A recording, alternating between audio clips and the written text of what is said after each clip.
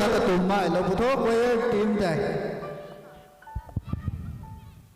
Handada na tithaye choir goi nun goi dai gather surau khang guang ka doi lo na aniu program hai ka tum melong ka hau khang su dikho kumna choir me goi na ka request suni e the new pachi parai ding lo mana katun khat na khau ding lo na aniu tuang flag hoisting bam go hai lu swan ni mai dai ka bam khat na khau ding lo na son chui na swan la na aniu flag hoisting hai aniu kar hau mai tuang new jubilee tuang entrance good ni mai tuang opening tuang hai hai takai chui na takai kho tamai hai jingwai na ti thai bi tuang de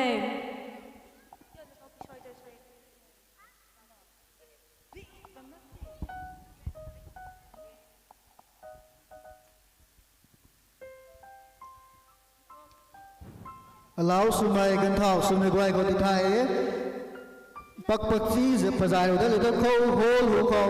gang ga doi lo putho aniu sala me khong gan de tang the kum na aniu tom program mai hau puni the mai goi na ka pen ka jeng ta lo mai hol to ba mai kai thang ba mai ka tum mai na gang lo putho aniu tom program ta ta mai ni kha kanai tang kani ta hau kani the ko e pin ni mai ka se ga bom di he coi em đi cái thằng đó bấm mày này đấy có bên cái gì ta bấm mày này đấy găng khăm mày là găng lô thô anh yêu tuần cả gần tay tăng thế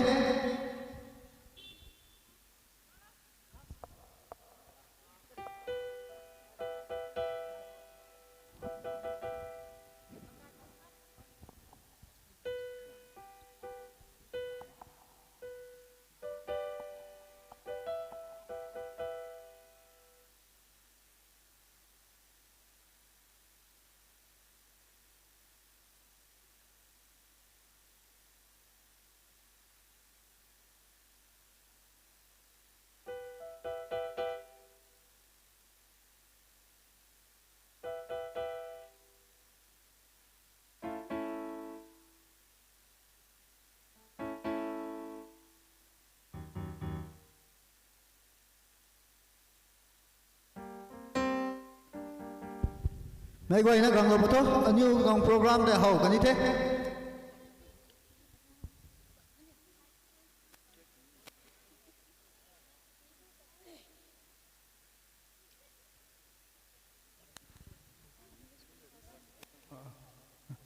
respected reverend fathers,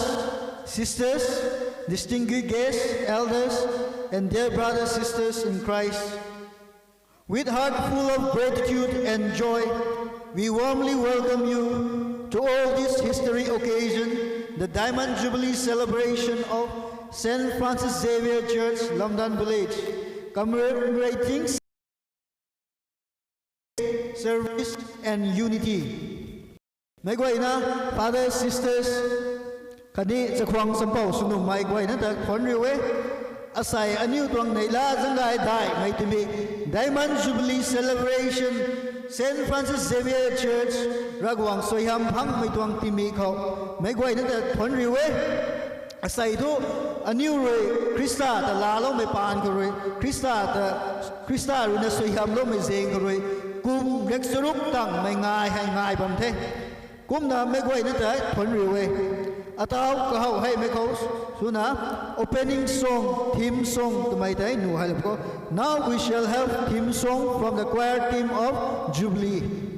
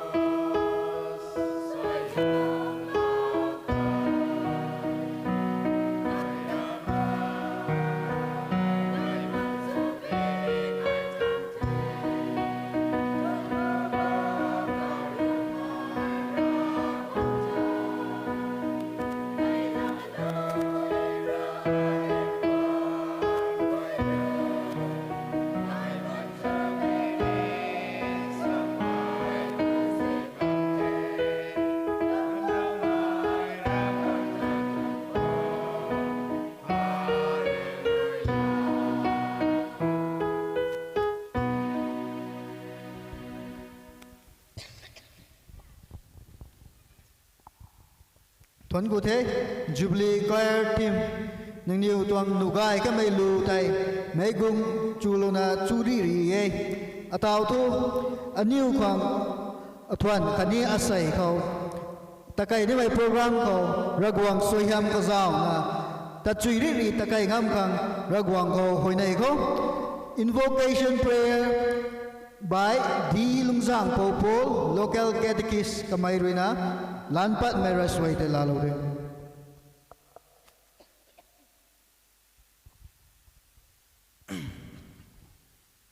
gai thế say niu guay tiếng cung khum na niu guay khuan na samda la na mi tuang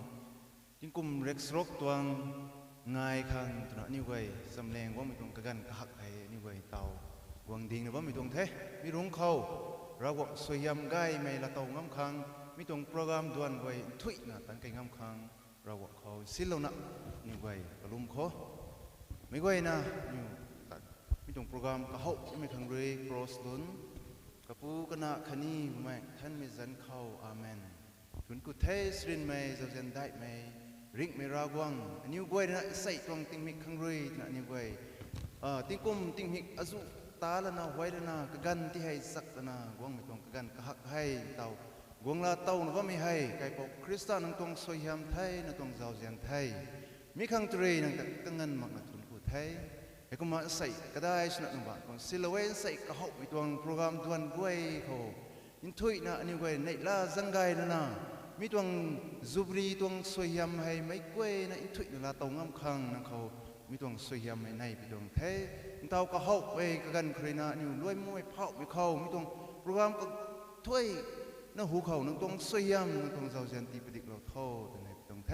ให้แนะนำอันน่ะริบมีราวางทวดวางนี่ไม่ตัวโปรแกรมได้มีตัวกระมุงให้กล้วยในเขาที่นี่ในลาจังไกนั่นน่ะนั่งตรงสวยยำนั่งตรงเจ้าเจียนแต่ละเต่างามคัง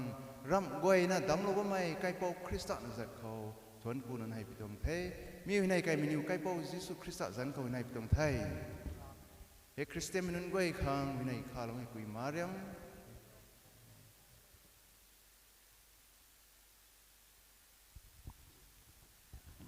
ท่านกูเท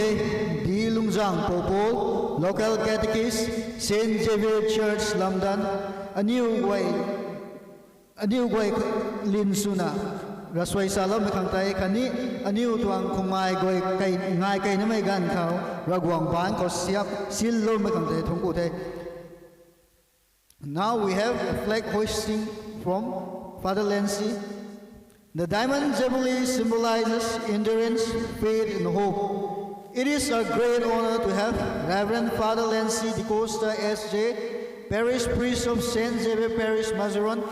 to officiate the flag hoisting. May I respectfully request Father to kindly proceed. At our Father, we have flag hoisting suban gan kau. A new tong theme song the Solidapani, Jubilee tong choir by tai theme song the ready su the kang zang hoi di thai.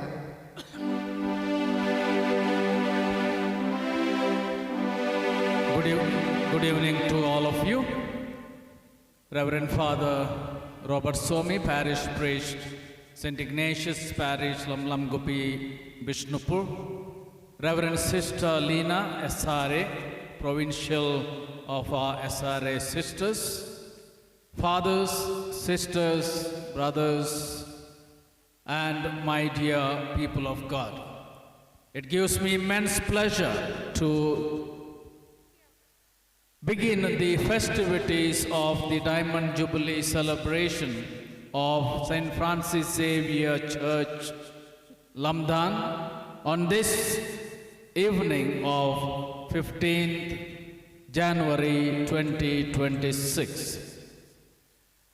We have been blessed with this faith for the last 60 years,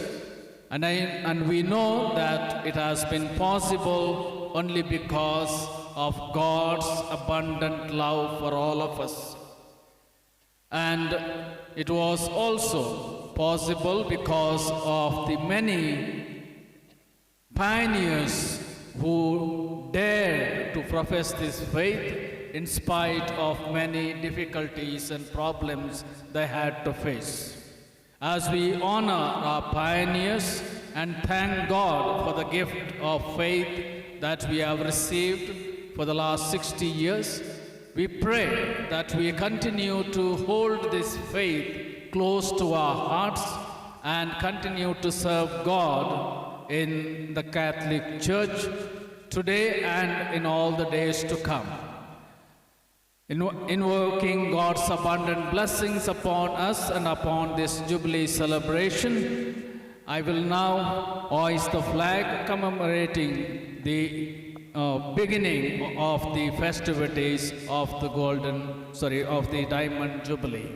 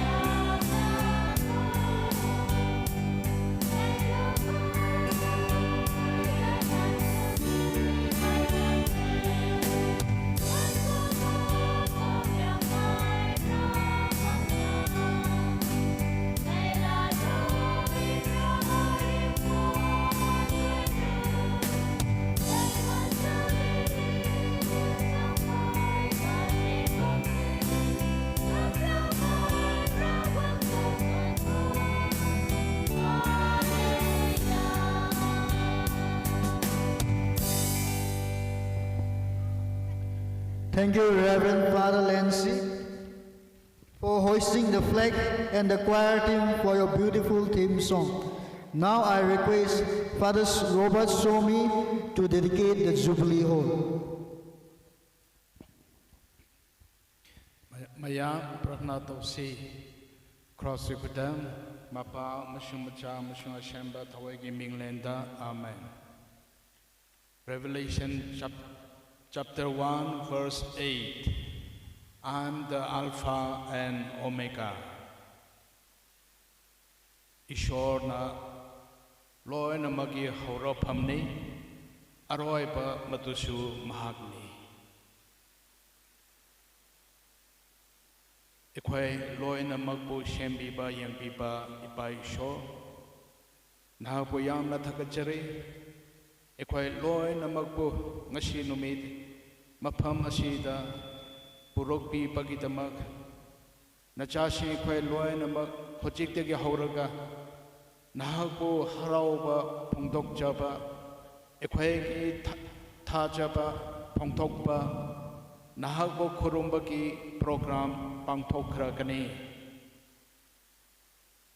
Diamond Jubilee Hall asi nachasing ikwaina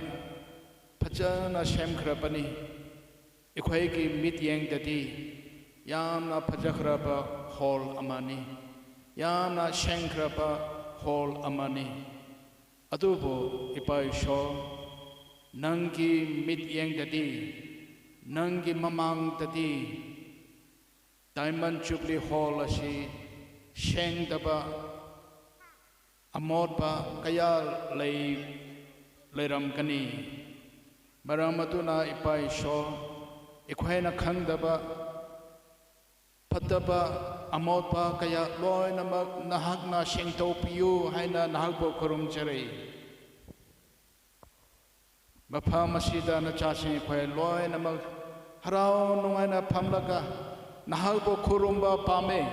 nahakbo thagatba pame Ashumaina Diamond Jubilee ki program asi ki matengna ipai shor nangi mai pakpa waishanu ikwaina ishe shakpa chakwai shaba prathna tauba loi namak nahagi mai pakpa kitamag ikwaina thorang taubani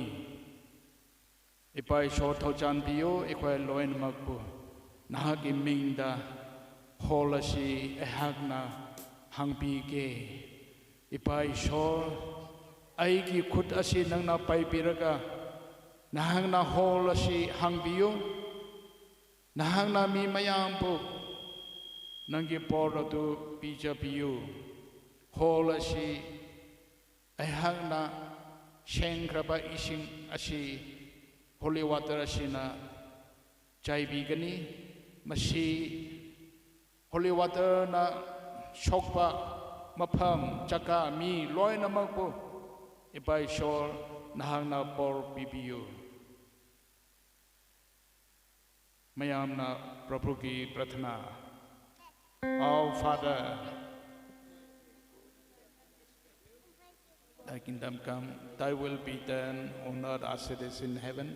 Give us this day our daily bread and forgive us our trespasses as we forgive those who trespass against us. And lead us not into temptation, but deliver us from evil. Amen. Hail Mary, full of grace, the Lord is with you. Blessed are you among women,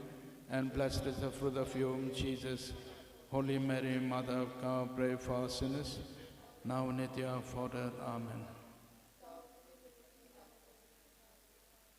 The Lord be with you. May Almighty God bless you, the Father, Son, and the Holy Spirit. Amen.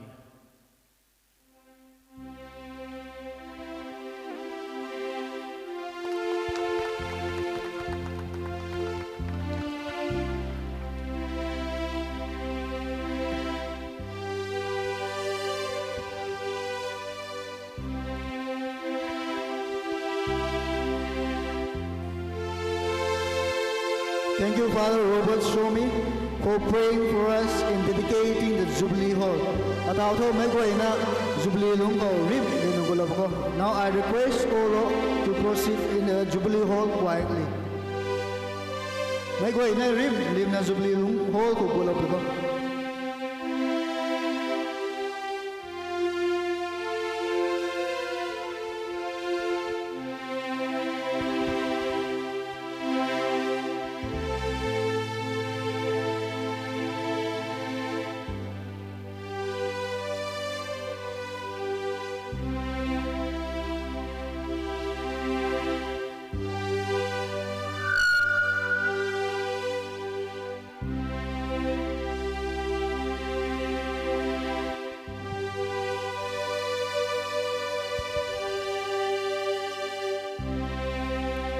mấy quay na mấy bom có rim để nó đúng cây là búa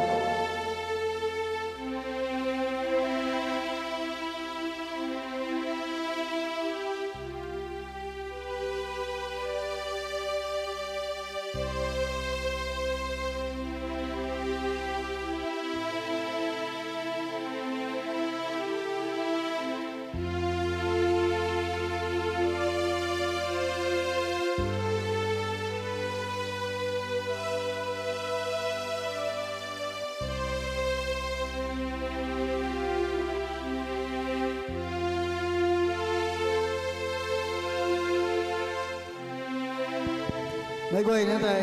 hu có mấy bên chúng ta là lục búa hu có mấy bên chúng empty sắp mình nôn tay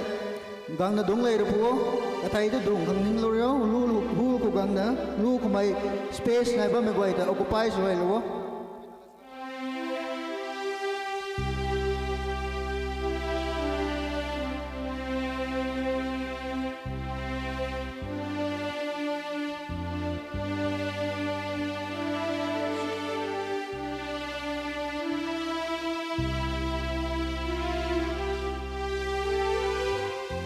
Jubilee choir team quay tại khâu còn đúng là búa Jubilee choir team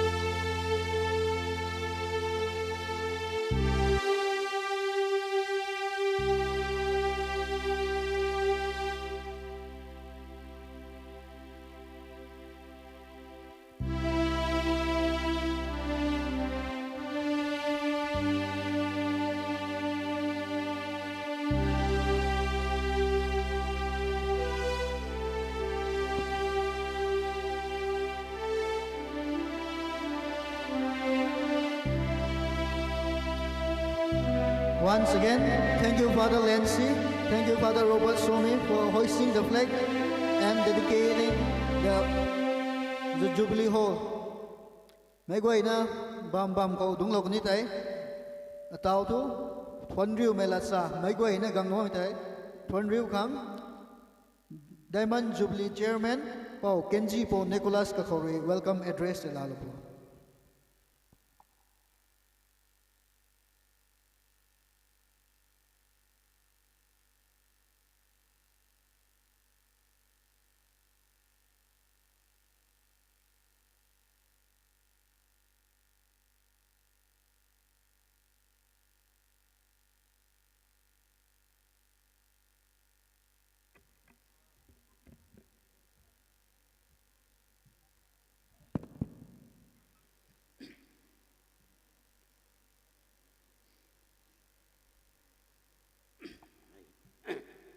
Rây tấp khẩu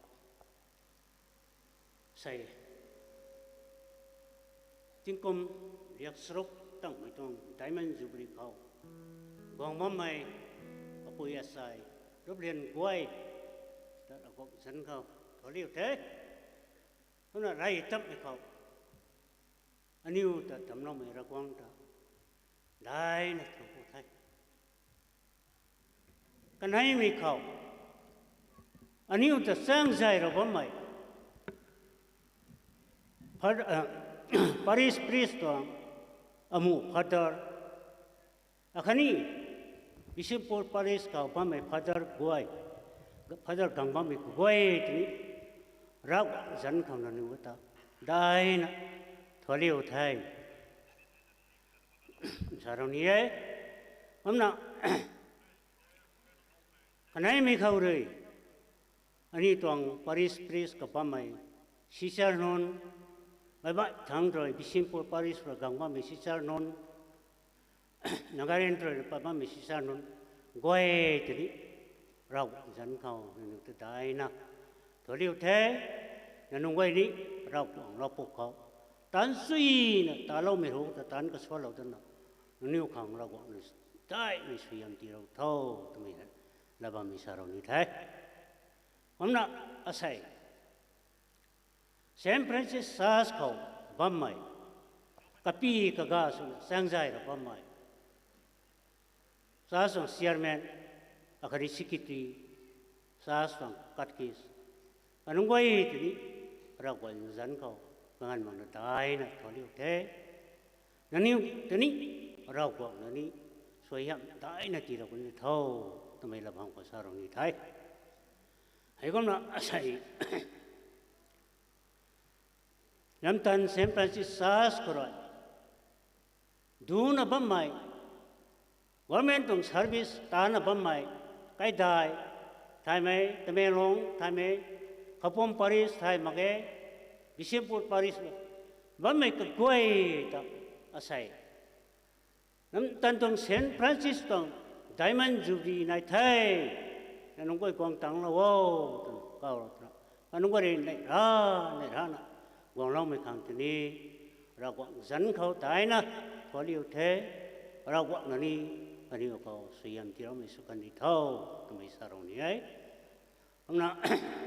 asai warden tuang Jubilee tăng khâu tiền hỉ na tắc mày bang ra tụi hỉ tắc mày nó quay thì bài sau không sai hay quang tăng mầm thái nó quay thì ní ra quang chẳng có tai na thôi liệu thái nó níu ní ra quang ta lùm lâu mày bồi ra quang là tiêu mày bồi nó sụt khang ra quang nó ní suy âm nó cũng đến thâu tụi mày nó càng nó sao ní thế hay con nó sai Diamond Jubilee khâu khang nó rồi bang cái dạng bấm mày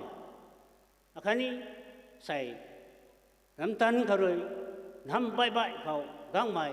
sana pona karkis non kun pu kharang nong quay tini rau san khâu thua liu thế rau này ni nó kam to suyam ti ro kon to me ra sa rau ni thế hay kom na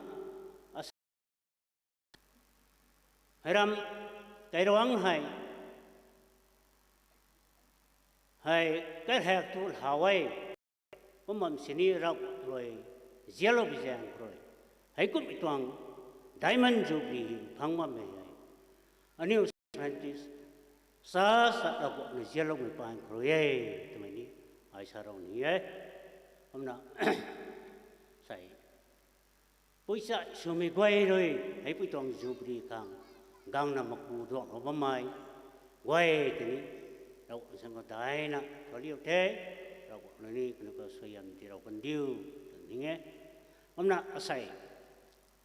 hay làm daruan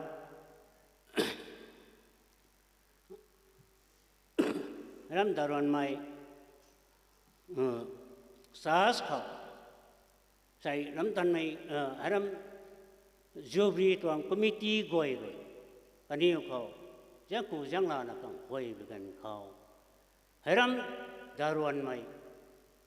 member quay rồi này ha nè nụ đầu thế anh nụ cầu anh nụ quay gần xa về gần cầu sẽ Diamond Jubilee khang nó rồi tất tu tất răng khang nó nụ quay cái nặc xiệp nó bùa anh nụ quay này nụ đầu thế nụ đó mình nụ quay thủ có tên đi rắc này sử dụng tai này thì đâu có đi thâu tụi mày rắc càng khạc này nó sao nó ai khâu rồi lối mình thế số cái như thế sao ra lắm mày ở chỗ này bạn vẫn đi sao xoay đó mày ở chỗ này bạn mới quăng mắm mày mà xây cái quầy rồi còn là wow tụi mày sao nó quăng mắm mày mà xây cái quầy tao đâu còn chán cầu sao sự thầy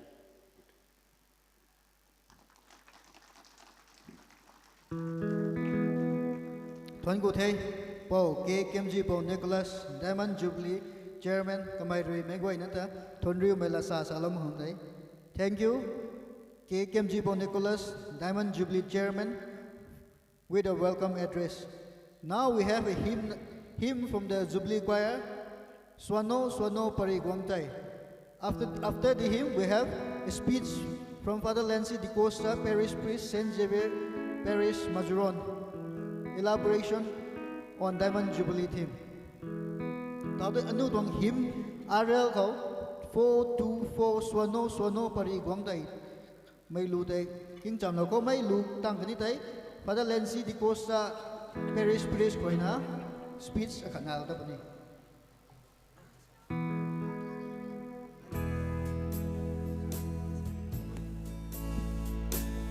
ไม่ก็ยังนั่งข่าวหรอก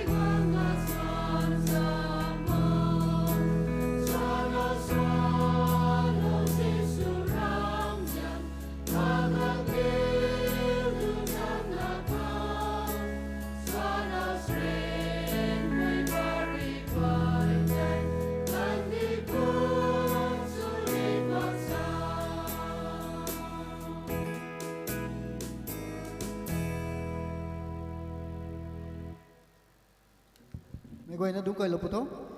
Jubilee tuang choir quay tập bay nó đái nó thung cụ ấy nhiều tuang nugai cái mày kinh gai cái mày lu solam khang tập bay nó thung cụ thế. Now we have a speech from Father Lancy Di Costa, S.J. Parish Priest Mazaron, on the topic of elaboration on Diamond Jubilee theme.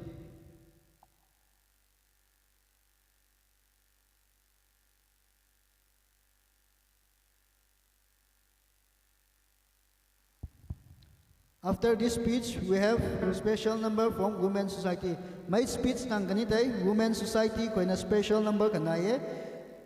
Women's Society ko ita special number kanay samdal o di kang sang ko ita.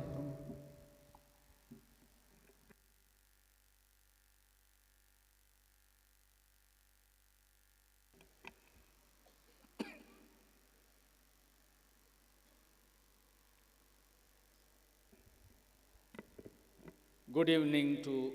everyone present here. Reverend Father Robert Swami, Parish Priest St. Ignatius Parish, Lamlam Gupi, Vishnupur. Reverend Sister Lina SRA, Provincial Superior of SRA Sisters. Sisters, fathers, brothers, and my dear friends. It gives me immense pleasure to stand here this evening to speak on the theme, how beautiful are the feet of those who preach the good news. Actually, I have prepared two speeches. One a shorter one, thinking that there will be a translation, and a little longer one without the translation. So I'm going to use the second one because there is no translation. And those of you who do not understand, maybe can ask those who understand English to translate it to you later. How beautiful are the feet of those who preach the good news. Isaiah chapter 52 verse 7 and Romans chapter 10 verse 5. We have probably heard this verse many times. But have we truly paused to imagine what it means to see beauty in something as humble, even as ordinary as feet? Feet get dirty, They become weary from walking,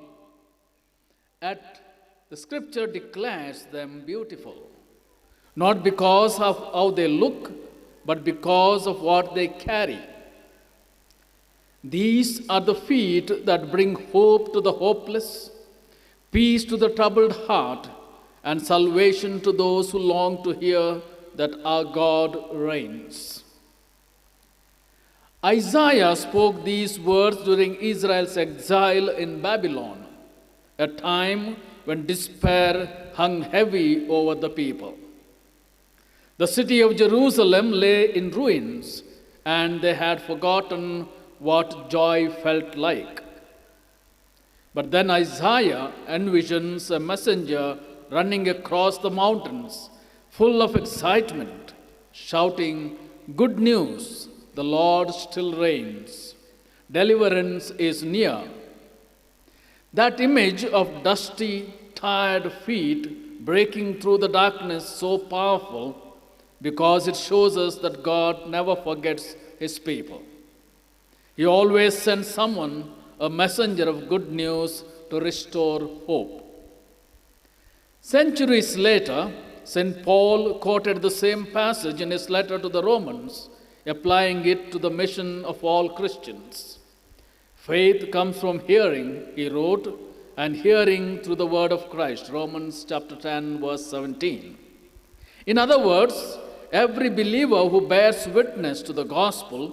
not just priests or missionaries, but every one of us shares in sacred calling to bring God's message to others. When I reflect on this, I think of many beautiful feet we encounter in daily life. They may not wear sandals across mountains, but they walk through classrooms, hospitals, markets, and homes, bringing kindness, joy, and faith wherever they go. I think of a teacher who doesn't just teach lessons, but uplifts her students, seeing the potential in every child. Her feet are beautiful because they walk the extra mile to guide others towards truth. I think of a mother or a father who rises early each morning, not for applause, but out of love, walking through the household with gentleness, prayer, and sacrifice. Their faithful steps bring peace and strength to the family. I think of our missionaries, those brave souls who travel far from their home to proclaim that Jesus is Lord. Some walk in distant lands through poverty and hardship, yet their joy glows brighter than the sun. Truly, their feet are beautiful, for they bring the gospel to places hungry for light. And I think of Christ himself,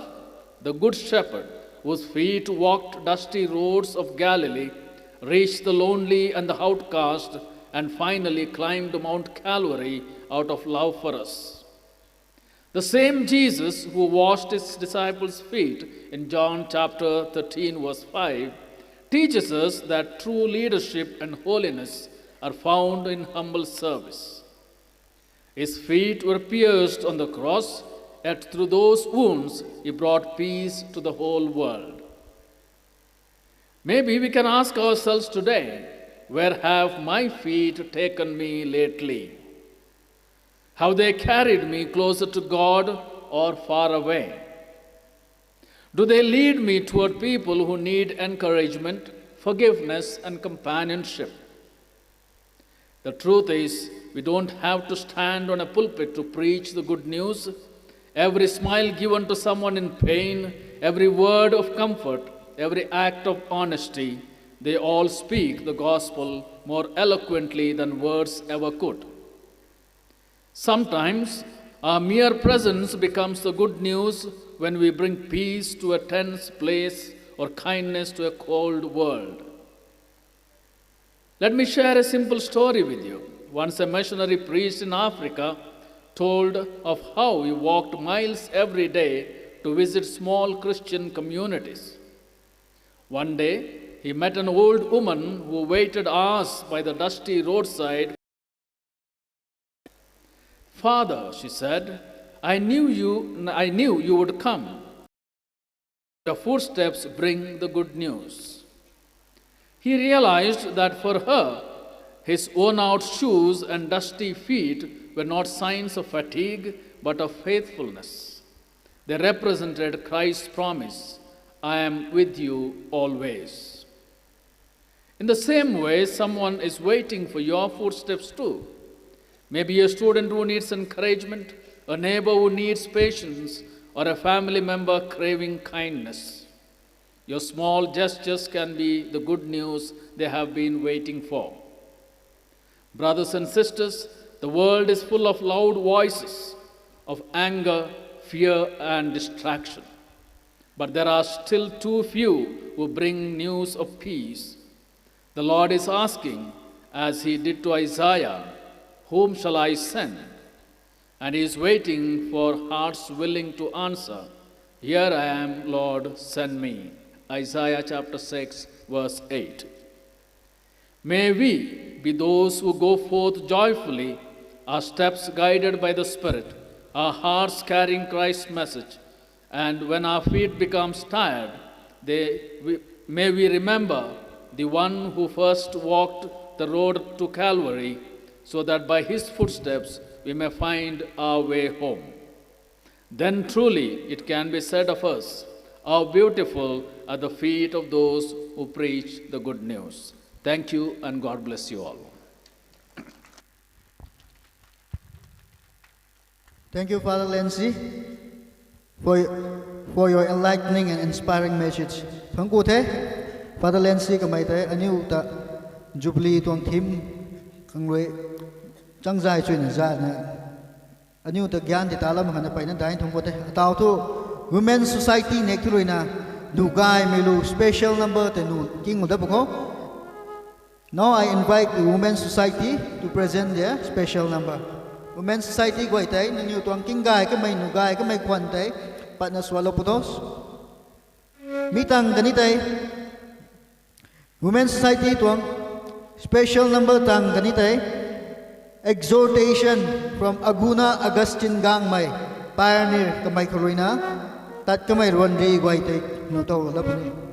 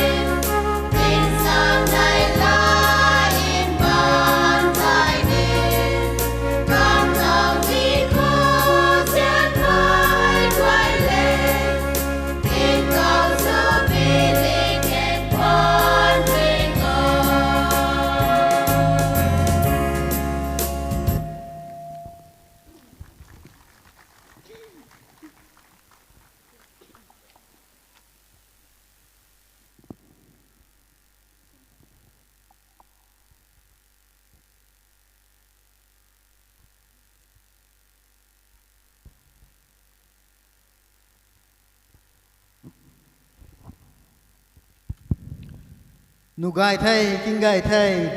Women Society Saint Francis Xavier Church กวยนะนึงนิ้วกวยนี่กิงไกได้ไปนั่นได้นะทุนกูเตะเตากระตังกระตุ exhortation เป่าอากูนาออกัสตินกังไม่อาศัยคุมเล็กสรุปตุตังเทดิกิ church กระทิวลิงเราไม่นุนปังเขาอาคัดเท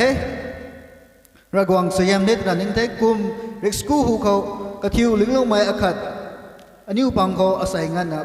ไปนั่นริงบัมดีเหกำไมเรื่องขังตัดกำไมกวยปรีเรินร่าเรากำไมในล่าเรากำไมปรีกวยแต่อันนี้เขาล้ากันเลยเด็กขังเป่าอากูนาออกัส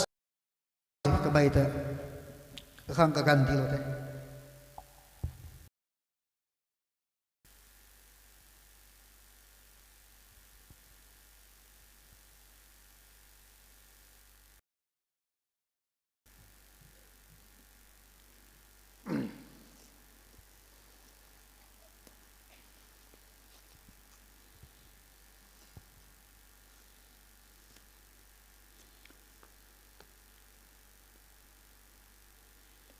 Sai 25 15 ting jin khao gang doi ba mai Father akan hun tuang Paris tuang Father Yancy akani Father bye bye mai sister non Horina nam mai tuang akai London Catholic Church Saint Francis Church tuang member non akani secretary chairman ka goi na khao sai hai ne ra mai na mai goi na hu kho ne ra man da wei sai hai sai tuang ting ming diamond jubilee celebration of Saint Francis Xavier Catholic Church tuang lamdan hai anu ngai khao da liang mai akani ra gom zau jian pang krna hai goi hai hai kum mai tuang ting hek hai ra gom người na hai goi kho duang lau te na hai kum mai tuang sang dai ka mai akhani karun gai ka mai ma sai ka goi na gai na gang bam mai goi na khao ra gom dan khao dai na thong ku thai hai goi tuang haram lam tan mai Saint Francis Church hai anu lai khao ning palai ko tuang tho ai hadi kam thara khe committee anu nungwai baptism la kamai khao kurina ai sa hau chani thai ai kumna ai boy hai Saint Francis Church hai mai area khao mai tuang area ko hai pal hai riang mai sam mai thu tai phai rom dong khao anu nungwai hu khao Catholic mai ham mang mai bai mai nai ba mai to boy so the Protestant hai chen jang kon nai ba mai committee hai riang mai tho anu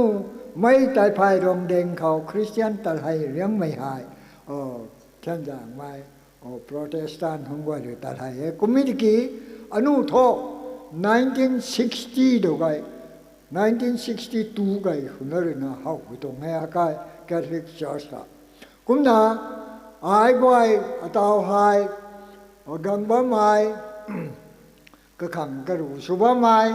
gan chu gan thau su ba mai ka goi na anu Catholic Church ko member goi na ka asai hai anu nungoi tingkum hai liat sro gang the liat sro anu nungoi tai gang the diamond jubilee gang the ra gwang yau yan thai ra gwang tuang ra gwang ta dai na thong ku thai hai kum mi tuang ka thuang ka mong dai ka mai hai hai goi khao hai kum mi tuang ta loi goi hai akum na pat pani tung so ko hu khao anu nung goi ri na Christian sur hai khao hai kum mi tuang wa khal wan hai hai nung goi nai rau ka ma gai kum mi ji na taroi tarat na anu nung goi tiếng cùng liệt srok ta gang mi hong khâu hai hai goi tho asai hai mai tai phai dong dong khâu hai Catholic Church pal hai me hai aram lam tan mai Saint Francis Church na de hai kum du bi jang khona บายบายไม่ไว้ denomination ไงนั่นไงอันนู้นนุ่งไว้ตัวญาติของเขาชาวพิธาเทนั่นไม่ได้อาการลำเขาน่าจะอาการไกลหลวงเขาน่าจะนะกุมนะฮันนุ่งไว้เขาลานหิ้งเท้าให้พิการเขาให้ตะบุยสุบดกี่ให้ตัวให้ไว้กันเขาท้อแกทิกตรงพาดันฮอนเขาได้บิชอปฮอนชนะอาการเขาท้อมาเลยนายคนนี้อันนู้นนุ่งไว้เชิร์ชinauguration สุเขาลำตันใกล้กวนเขาลีปังเอาไม่หูเขา church inauguration สุบิการเขาตบุยสุบบ่ายบ่ายไม่หงกว่าเลยนะอันนู้นหงกว่าแต่ขันนะกระรำทุตบุยชดเกอันนู้น Catholic Church เขาบัมบัมไม่ member หงกว่า allow ชินนะบัมที่ไปแจ้งกันนะต่อบ่ายบ่ายไม่ denomination หงกว่าเลยนะกันเท่าหอนสุบัมที่ไปแจ้งกันนะให้กว่าที่ให้อุชินมกุมนาทำให้ตระนาท้องชามังไม่อนุตากระเรียมกระถ่ายไม่อายุอุตากังเงกุมชินโตอนุลำดันแคทอลิกเชิร์ชของเขาบัมบัมไม่ตุนากานของไว้ทอให้ดีกำลุงชูไม่ลุงให้ดีกำอนุนุ่งไว้ให้ไบเบิลเขานี้ให้ดีกำ experience ได้ไม่ทำให้จะเช่นโตอนุตวงซุนเขาแกทิกจอสตัวไม่ฮะอนุตรงชาเช่ตัวไม่กุมนะอนุนุ่งไว้ให้ลุงแห่งเด้งนะบายบายไม่ได้นะตบุยขันชูขันยาวบวมเช่นนะอนุให้ขาดจึงกิมไปตรงบางนามาทั้งอนุนุ่งไว้เขาสันดวกปากกันนี่ไม่กลางเขาเจ้าเที่ยวอนุเขาจอร์จอินอเกรชันเขาน่าชนะอนุไทยเขาท้ออนุตรงบิชอปเด็กนูไฮมณิปุรเขาจะมาไงดิบุกาทุนกังตุเดย์อาการนั้นฟาดานนี่มาเงยลาเวขัดกันให้นาดีฟาดานนชนะกุมิกิตาวโตรากวงเจ้าเยียนปางครุณามณิปุรเขาหายูปัตเขาเรียกอากาศจัดคนนั้นชนะหายูได้เท่าวันไทยไม่ตัวจังกระโชรากวงเจ้าเยียนครุไทยอาการนั้นตรอดตระนาตะกังนาใส่เผาให้ได้มาจูบลีตะเต้าผมไม่ให้อนุรากวงเจ้าเยียนปางครุเชรากวงถ้าได้นะทงกูขังอาการนั้นก็เกณฑ์ไทยอนุหายเราควรติงยินกรานยิมบังไทยมังนาอนุนงไว้รากวงตากรนไทยข้างรากวงตะกันกระถ้วยนี่ก็บำตันข้างรากวงแน่กกันกระถ้วยนี่ก็อนุนงไว้บำตันข้างไงก็เกณฑ์ไทยกุมชนะอนุให้ไว้ให้เต้าให้แกทิกเซิร์ชเขาให้ยาวทิวให้คนนั้นนะอนุบำไม่ให้เต้าทู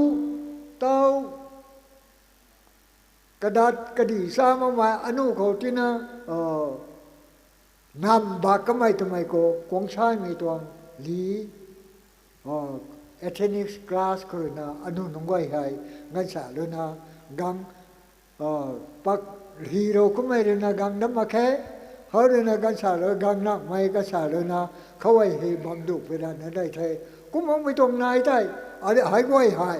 เต้าให้โหนักก็แทกภายในภายท่งตะไว้บังเขาใครให้ใครให้ใครท่งหูก็บำนี้ตรงไทยกุมนักไอ้กุมชนะรากวงเลยนะดวงเอาที่พิจารณาครนาหายไว้ให้เต้าเผาให้ดีกำได้ไหมให้ดีกำกายไหมตัดไก่บ่มีรากวงเจ้าเยียนปางกระเทให้กุมนักกังบ่ไม่พอดานนซิสเตอร์นเลยกันอาการหนตาอาการที่ให้ไปนะโคเปสันตินะกันกระถุยแล้วก็อนุก็ลอยหน้าเราไปย่างกรณาอนุฮีกันได้นะลาเต้าเทอาศัยหายกันได้นะคราวนี้ก็บำได้ไหมอายุอนุเขากังเทหายนั้นทำมังนาอนุเขากังนี่ไม่รากวงเจ้าเยียนปางเขาเดอนุเลยไทยงั้นมาไงกุมนาเต้าให้ไอ้ก็เดินหิ้งนี่ไม่ทุตัวโชติเกเต้าให้ได้มาจูบลีครุนเฮียนเดรนาอนุปันตีอนุ1966ก็บัพติซัมสุโรก็ไม่นอนไปนะการสนายนะการสนายของเขาการให้โทอนุนงไว้มากระแทไม่ก็โทเท่าโชติเก ฟรานซิสอาจารย์มีปุยปูเขาเรียนเดวิดกันให้หายอนุนงไว้บัพติซัมสุสัมไม่แท้การสนัยอนุนงไว้บัพติซัมสุต่อไว้ไม่กุศลอนุท่อบัพติซัมสุไม่ชนะตัวบุยเขาสู้บทกับอนุหายดิลพาสกูลเขากำสู้เต็มได้เขาไกลดวงเขาชนะสุต่อมาแก่ดิลพาสกูลทุกกำนัดสุดตัวเดียอนุนไว้กระทำตัวบุยบัพติซัมกระเทียบไทยมาแก่ตัวบุยชนะตอนนี้นะโซแคทอลิกตัวไม่ราชาไทยราเรียกไทยอนุนงไว้กรุณไทยมาแก่กุมทำไมเขาหายอนุเขาดวงน้องไม่ท้ออนุตะเมงร้องไทยตะเมงร้องไทยไกลไหมอาจารย์บรูโน่ทำไมท้อเตาดาเซนกปูอาจารย์รำขวานางเขาเรียนเดวิดตะเมงร้องไว้เดวิดเขาเรียนไม่ไปนี่เลยนะฮารามเขาไกลนะรู้ซ้ำนะตบุยชนะอนุเขาบำดวงเอาไว้กระรำทุตบุยยังชดกันอนุตะกายชุเรานี่ไม่มากตัวไม่กันก็ตาไม่กันก็ตบุยชุดาแกที่เขาซ้ำเดียวนี่ไม่มันใส่เข้าไปไม่มาอนุเขากระรำโทแกที่สอชายลำตันไม่นั่นเลยนะไล่ไม่แกที่สอสุวรรณไม่ไอ้กุศลเวลานะท้าวคนนี้กระทำทัตบุยโชติเกอนุตัวจะเรียงร้องไม่หนุนก้อยดินะตบุยอากุมนั่นโชทายมาแกกนูตัวไอชานีมาแกติเกแกลิกทำไมที่หายนุ่มไม่นุ่มเลยสิ่งไม่กังนะอนุตัวสารสุดนั่นก็ไม่นุ่มมาแกจะเรียงร้องเขาที่น้องไม่ได้เส้นขันนะเราหน้าตันนี่ไหนนั่นก็ไม่ตรงแต่นุ่มไม่ทำไมกลางเขาอนุหายอารามลำตันเขาบอกไม่อารามนู้นอนุนงไว้ตุนากาเลยสิอนุท้อไม่เห็นกันนู้นชาตาลันอนุนงไว้เขาปันกันตีรันนี่กระนั้นตุนากาเลยสินะอนุเลริกซ้ำแต่ก็ไปไทยท้อลากายครบนะอนุนงไว้สุกังจังดื้อตุนานงไว้กายมันหุ่นดิ้งทุกกันสายทุกเลริกซ้ำนะครับนาตากระดิ่งที่เจ้าตุนานงไว้กายตาเราตาบ้ามันต้องไว้เลยนะกาดวงง่ายเรานะทิ้งเต่าพวงกังนั่นนะลากายสู้เลยไอ้ที่กำกันหูเลยนะอนุตบิดเรสู้กางเขาอนุเลยไอ้ที่กำลงแห่งตันนะทำไมทุกอนุทวงด็อกเตรนไทยมานุมาเกยอนุนุ่งไว้เข้าบำนี่นะเด็ดกุมได้ดูกางเขาให้ก็ได้ขณะก็ได้กันให้นะปัลไทยให้รำเขาไม่ก็เท่ากายเท่าคือโดมินิกกายเขาเรียนอเป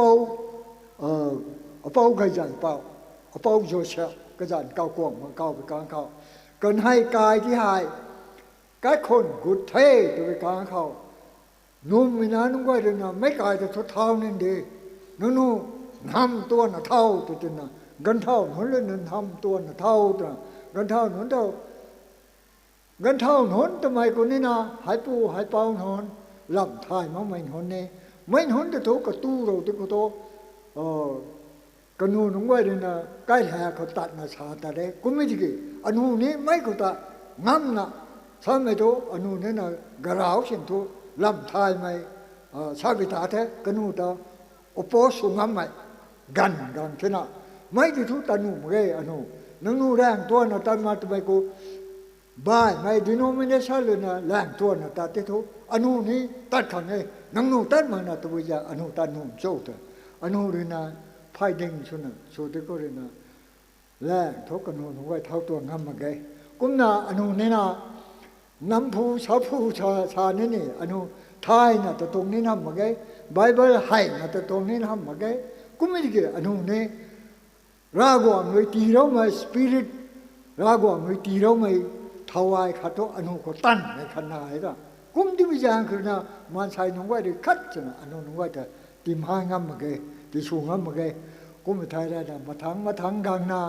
รากว่าไม่เยอะเราที่วิจารณ์คือนะอนุหนุ่งไว้ใกล้ๆเราเน่งเขากันสานนใกล้ๆกันให้กระทงดารวนไทยมาเกยติงปุยไทยเมให้กระกล้วยหายฉันโลกปะเกนะ อนุเต่าโทอากายจากาเขาเต่าฮีแคทริกไปนะจากกันแท้เงยเท้cũng mày cái quay hai tôi bây giờ sâu thâu được sâu tôi bây giờเขาanh yêu ta cái lâu mày bố vào mày Giêsu Christ đình bà mê cái mày rồi anh yêu khang phải đình cho nó đình bà mê tụi mày thay thế anh yêu không quay rồi anh yêu xuống mày mà sai hôn đê làm khá chân hai mình hôn năm mà khe làm khá chân thay mình hôn năm mà khe năm câu thế ở đâm làm tan mày mà hậu sợ đi cái nào tin đó ai đồng khám hại mày làm hiền mày mày sắp ta thế này cũng mày nói cũng tin là giàu gì mày nó nằm bài mày đi suối cuối mà thầy nói bài mày Christian mày nào không vậy cái nụ ní Christian mày nào không vậy đấy bài mày denomination non có cũng mấy cái nụ hay Christian mày tuồng là sa Christian mày tuồng tàn hầm ở cung nào anh nung ta năm phù sáu phù có hay có tàn gần cái này cũng chỉ là mấy cái quay thôi anh yêu ta cái lâu mình bố Giêsu Christ rồi nào đền để bây giờ cái nào hai quay sai thô anh yêu không quay hai cái khát cho nó lâu ra mày mang na tham mày mang na cái tổ cái mày mang na ở sai hay Diamond Jubilee thì anh yêu không quay phăng thế này ra thế mà sai cái quay na anh yêu không quay mà sai cái quay rồi na sai cái thao na anh yêu hay ra quảng mày thế ra quảng người na anh yêu dễ lâu thế na sai hay Diamond Jubilee anh yêu lúng tàu thay cái này anh yêu bạn không nài thay ấy cũng là mấy cái quay hay thâu bằng khởi sâu tụ càng khởi thâu anh yêu to cái lâu mấy bố mà Giêsu Christ ba lên hầm mà nó bài mấy khán giả anh yêu ngâm mấy đồng sát kỹ này đồng hầm mà khai ấy cũng là anh yêu hãy quay hai sai hai Diamond Jubilee húng trâu với mấy hai sang gai riêng mấy thay cái này anh yêuเขาcũng mấy bản tiเขาanh yêu húng trâu mấy ra quảng thom soi hiểm thế tụi mấy cái có sao đâu nhé cũng là mấy cái quay hai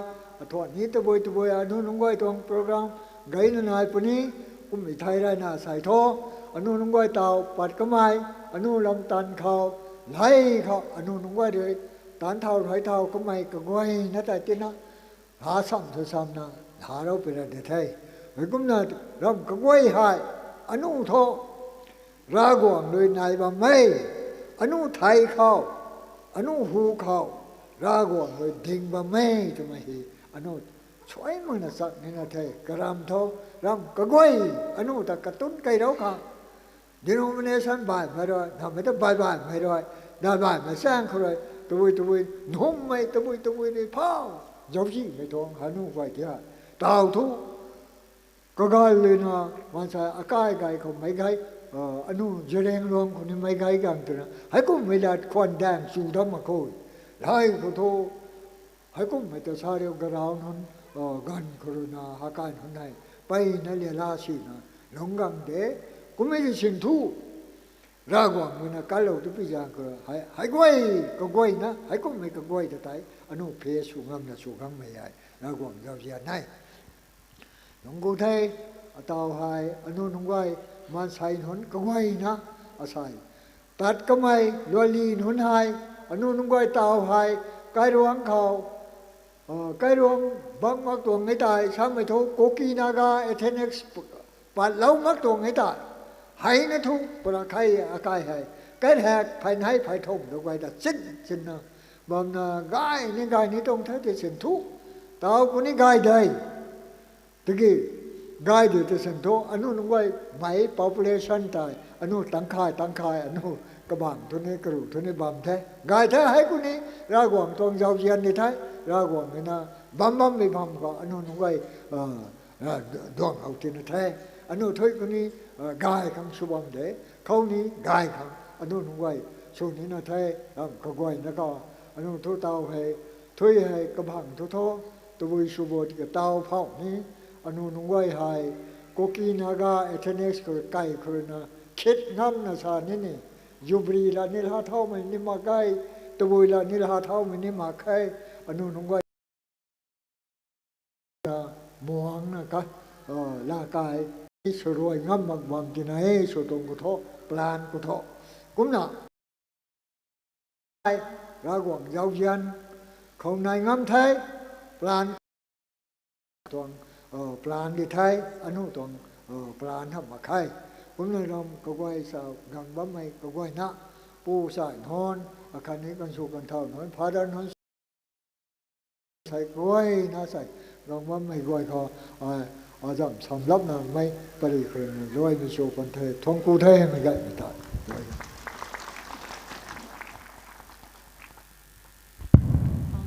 ทงกูเทอเปา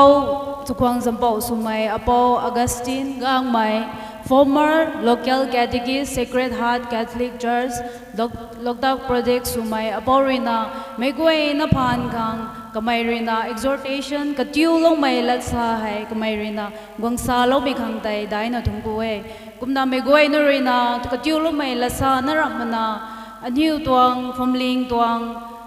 rai korina phongthau lo mi korina rinra me azu aniu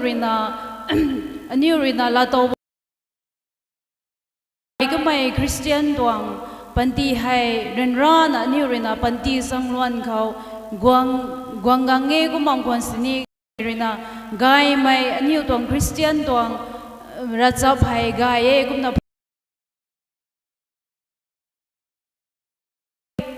megoi na rina inking chui na inking me khang dai dai na thungpu te kupna apau khani rogwang rina suyam long me kian gong dat mai tingkum go kian kamai da suyam long me studio thảo thu cái luông có đại thảo sinh thảo lúc có mày nun lùn hồn vui na cái cài luông gần khăn đó là na Indian này thì là sai cái nếu Indian này pang rồi anh yêu quay nó khang lu gai mày khăn nó solo mày cũng là lùn hồn quay đấy còn special number đấy cái gần đi lâu thế anh yêu quay đấy càng là lo thôi mi special number tăng quay cái này đấy adoration led by Sister Christina Ka my DST kamay rin na adoration to lead silo puni adoration suna confession ni nai puni confession kang tani mai goi na ta chamda lo de kang ti thai bitong the ataw tu lu nun kalong bai to mi da kamay nun lu nun corona special number ta king sam no puko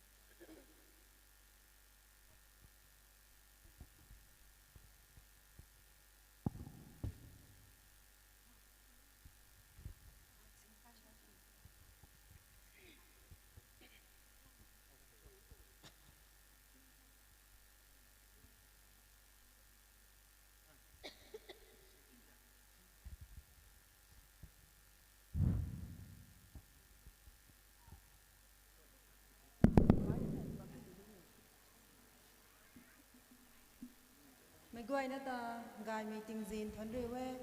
aneu quay lu to cái đau cái sinh to cái đau we thì kì asai suna gang tang ba mấy tho aneu mấy cái tin nó đi thế aneu hai cái bam bai na lung present rồi na aneu hai lu ni samda lo mà nghe cũng mấy thì kì tao sản nó không na aneu tổng program này present rồi na thai mình kiêng khá cái này na hai cũng mà soạn cái lo còn đi thế mấy quay nó mày rồi na aneu hai soan chui aneu luak ni gai mage lo ni soan thai mage ko me de aneu kham program ti ro ba mi ha aneu sumani ma present grina tanuak mai se aneu thai mi lo he ko ma so lo ni de asai na mana athwai ko mai ti lo wi tho taw tin na se ka gan nai bam lo ka aneu ka thai sam ma so lo wi to gai ni to nge ke gai the ko ma ro bang ngai ni aneu khang ka gan gai mi ti lo ba mi kha aneu ni suma la khe ko ma aneu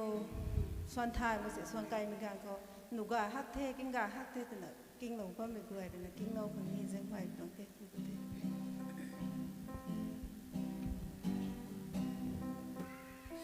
Hãy subscribe cho kênh Ghiền Mì Gõ để không bỏ lỡ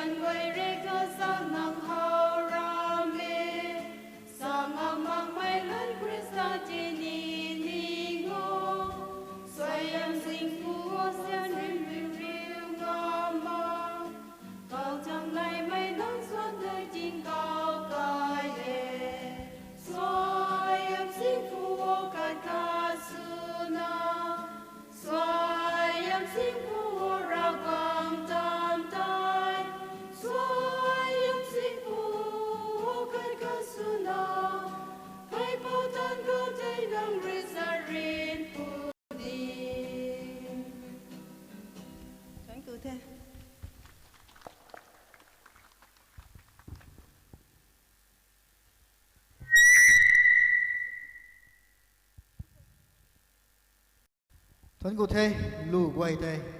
nhiều con kinh gai cái mày lù quần gai cái đại thuần cụ thế. These are the ladies of Lamdan who have gone and married to other villages, but their hearts still lingered in the village of Lamdan. Their childhood memories still lingered in their memories. And now we have adoration led by Sister Christina Kamai, DST. Sister Christina Kamai is the first sister from the Lamdan village that is settling presently in the village. We have other sisters, but they have settled somewhere else. But she is the one and only sisters we have in the village now. Tao thu anu tong adoration gan de gang the Sister Christina Kamai, DST kamai rena adoration the lead sulopani kamai rena adoration lead sulomba me dak khotai confession ni nai zupani confession tai megoi na ta thilo di kang jang hoi confession ta ba megoi khotai mai khat khana talapo father gan pangu dung mam puni megoi na aizu me khotal rio nang diang thai na talo mai confession ta ba me dak kho good hal na new tuang adoration ta la sam da kang jang hoi adoration kho ni lu thai me rasoi thai me pai na su pani kum na mai goi na lu sam khang ra lum sam khang ti thai pitong thai. Now we shall have the confession. We will have 5 fathers sitting in the church. All of you are requested to go for the confession. All the villagers of Lamdan, who is in St. Francis Xavier Church, are requested to go for your confession. While we have the confession, people who are sitting in the hall will have adoration led by Sister Christina Kamai.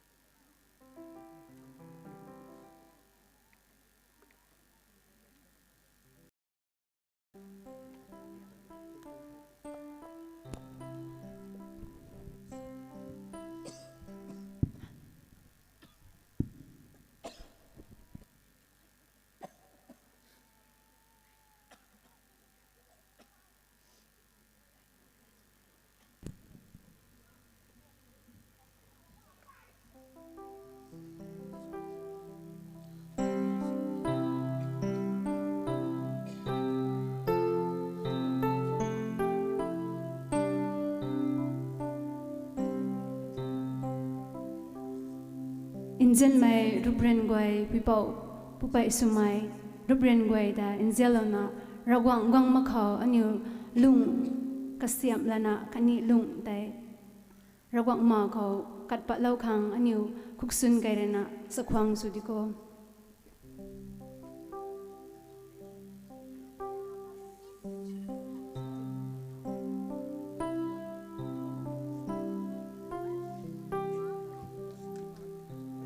ragwang da kaw mai lu swan mai gan kho mai goi na mai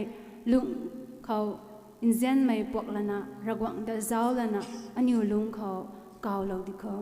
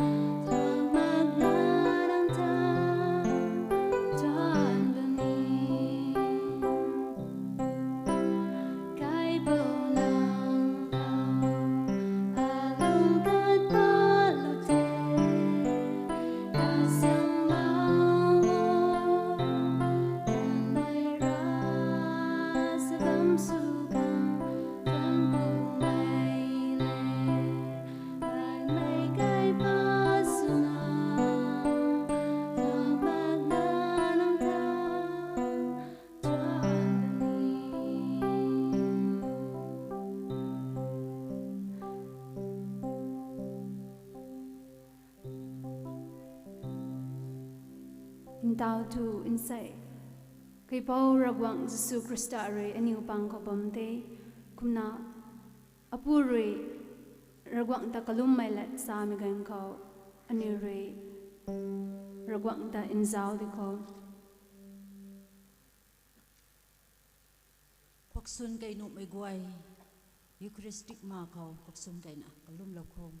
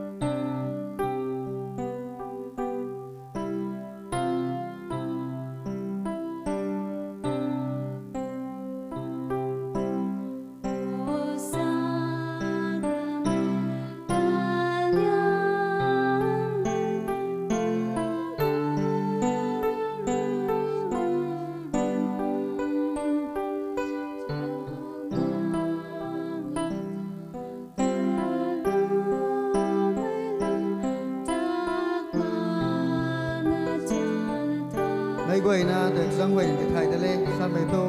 Sacraments hồ cầu phục xuân là của lúc nào búa phục xuân nung để cầm quay na phục xuân lâu búa Sacraments hồ cầu mấy quay na thì thay thế sang mấy tô phục xuân nung mấy quay na phục xuân Sacraments hồ cầu cái lúc nào búa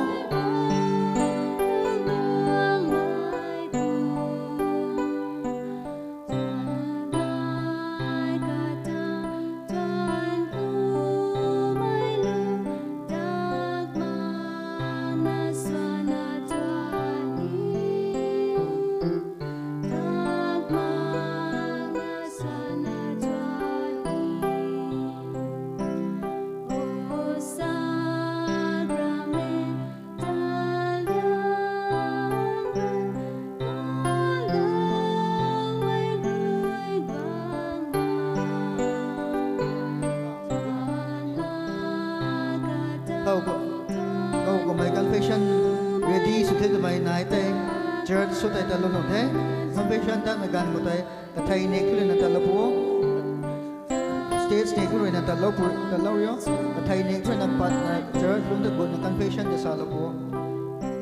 ko lo na ti thai de re thau ku mai confession ta khang ready su mi goi re na ka thai ne ku na ta pat lo na church lu go na confession de sa lo pu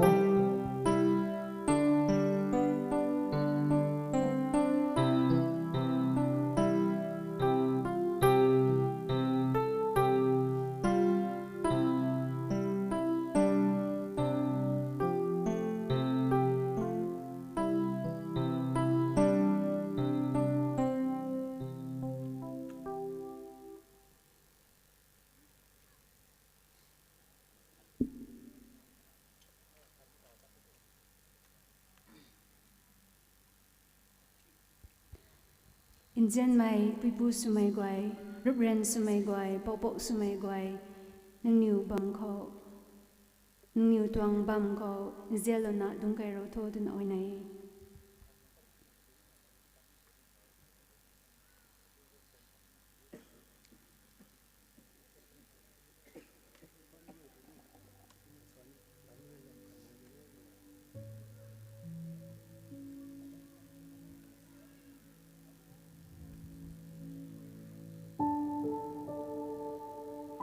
ring mai kai pau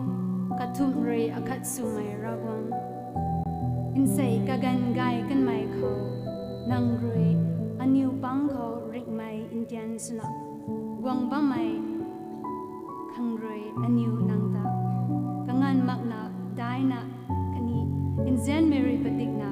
thwan ne nang ta aniu rei kalum me nang ta aniu rei in zen ne nang zan da sa khong suwe akhat ni nang zan da anyuri sa karuwe in zen mai rawang su hyam ri padik mai kai pau anyu khau in su in zak mai tai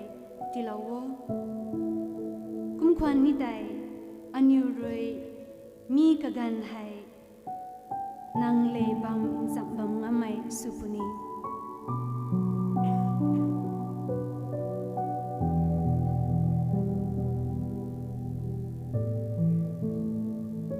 zen mai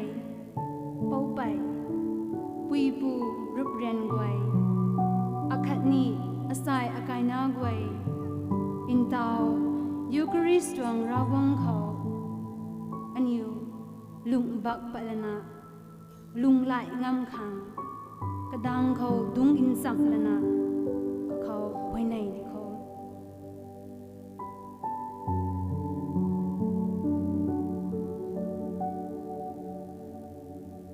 nang anyu thu rawang ramang na anyu khang ram bai me mage rawang hai anyu khang ram ka gwai ne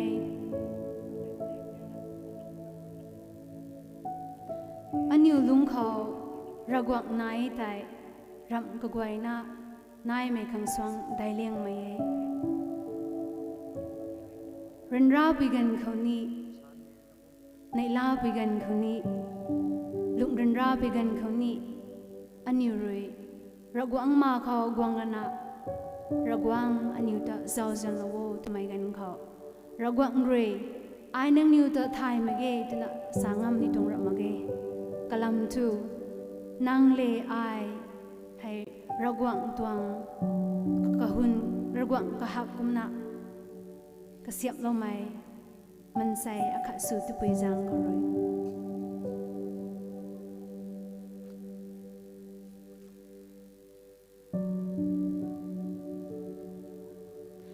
in tao hai ragwang ma khau bam the niu gwai ragwang tuang dai leng mai sakhi tu mai tho ragwang kai pau roi kana akhat na mai inzen ka mai ta hai kan di khau aniu khang kalau khang na roi tuna du kai mai kamai thu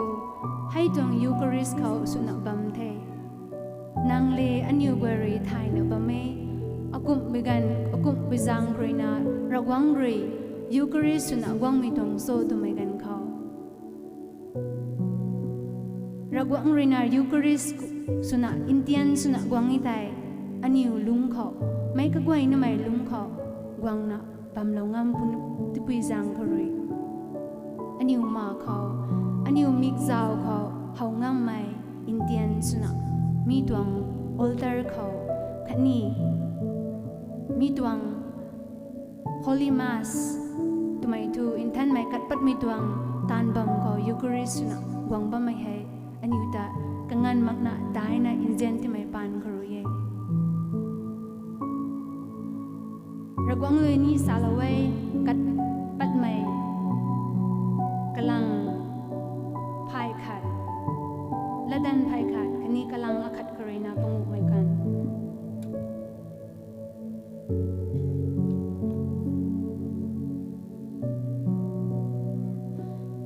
nei la mai khwan roi ring pau ta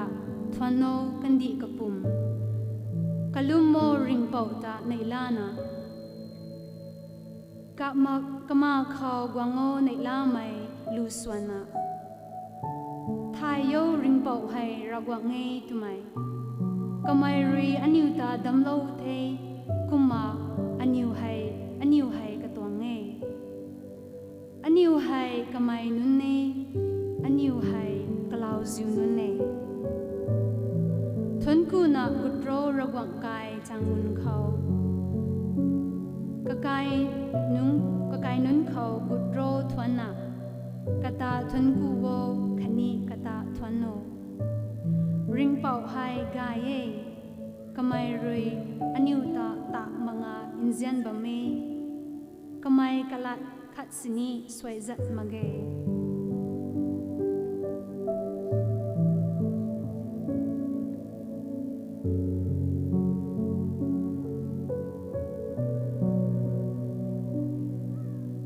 aniu rui ragwang leba min sambam khau aniu tu man sai na sumai jang khruina kagan ga thuina minute ka thuina khaw ragwang ta focus ragwang ta naning ngamage aniu tuang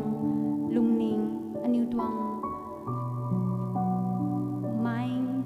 aniu tuang lungning aniu tuang tan jit mai aniu tang tan duan nai mai gwai tan sok lo mai gwai aniu gwai lung ren rai kumai jang kuina aniu tuang mai aniu tuang lungning gwai ta disturb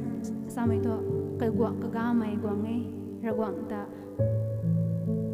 kumai jang kuina aniu gwai ragwang tuang in than mai ani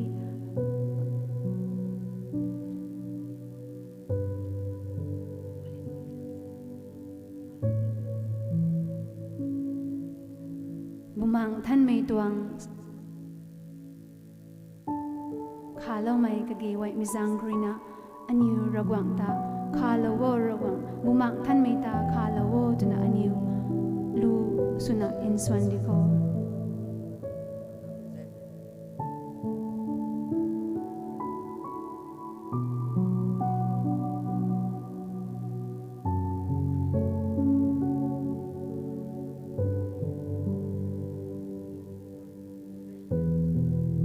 ring mai lalu kau hymn number 248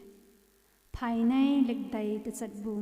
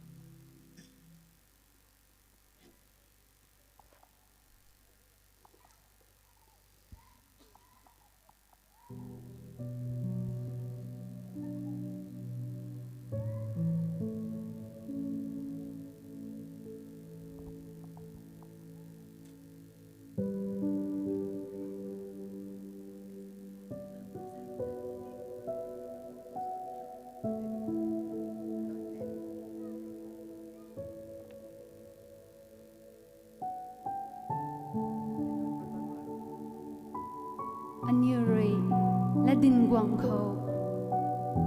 ฮิโลไม่กวยเขาฮิโลไม่โมเสสระวังเลยโมเสสเขาสโลไม่ได้นิวไทยระวังเลยอิสราเอลไม่นุนตะกะปุ่มตีอินทันโทกะไพบานกวยสาวอินทันโทตุไม่ตัดปัดไม่ดวงลัดบำรูนาจกูบูกะลังรูคเรนาลูกขัดบูเผาไม่กวยทำไมอินกิงจับเราก็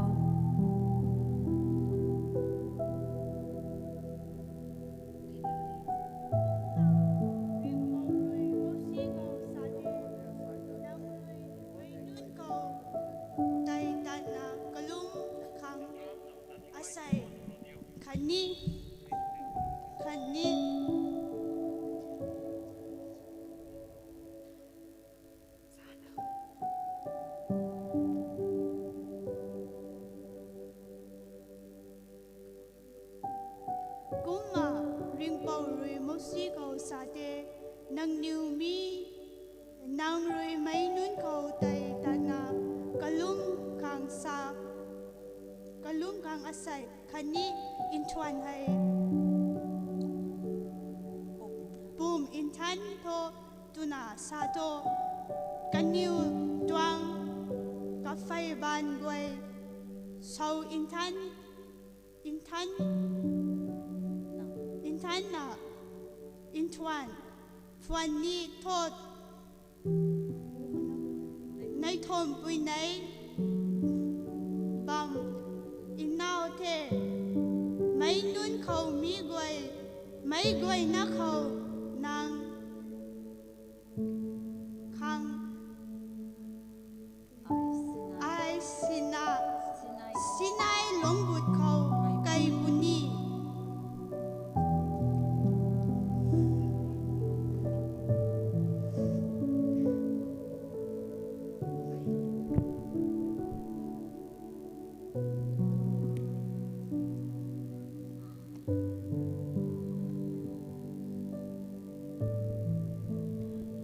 ตัดปัดไม่เขาระวังเลยอิสราเอลไม่นุนตะกับพายบานที่เศร้าเลยนะคันนี้กระปุ่มที่อินทันโทตุนะสาบไม่ได้อินใส่ตัวระวังเลยอันอยู่ตะสาบไม่ดวงได้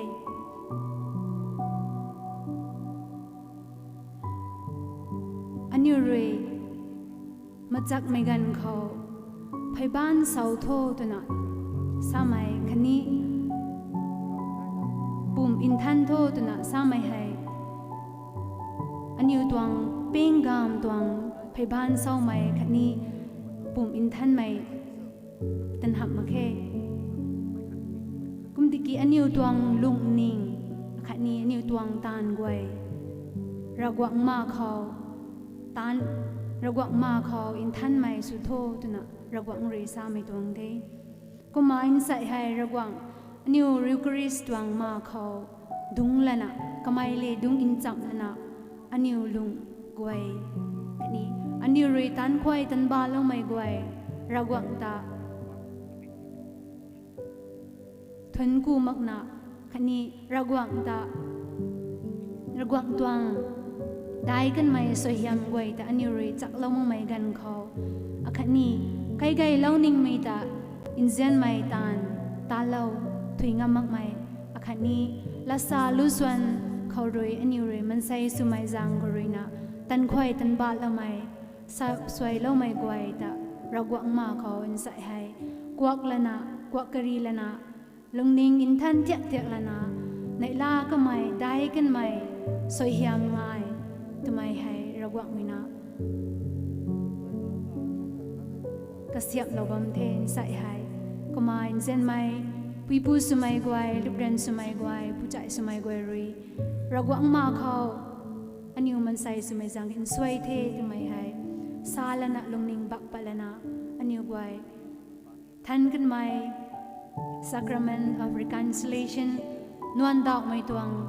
กะกันไตไม่กวยนไม่แต่อินเซลนะลาลาโวตุนะ จังหวยไม่ตรงเท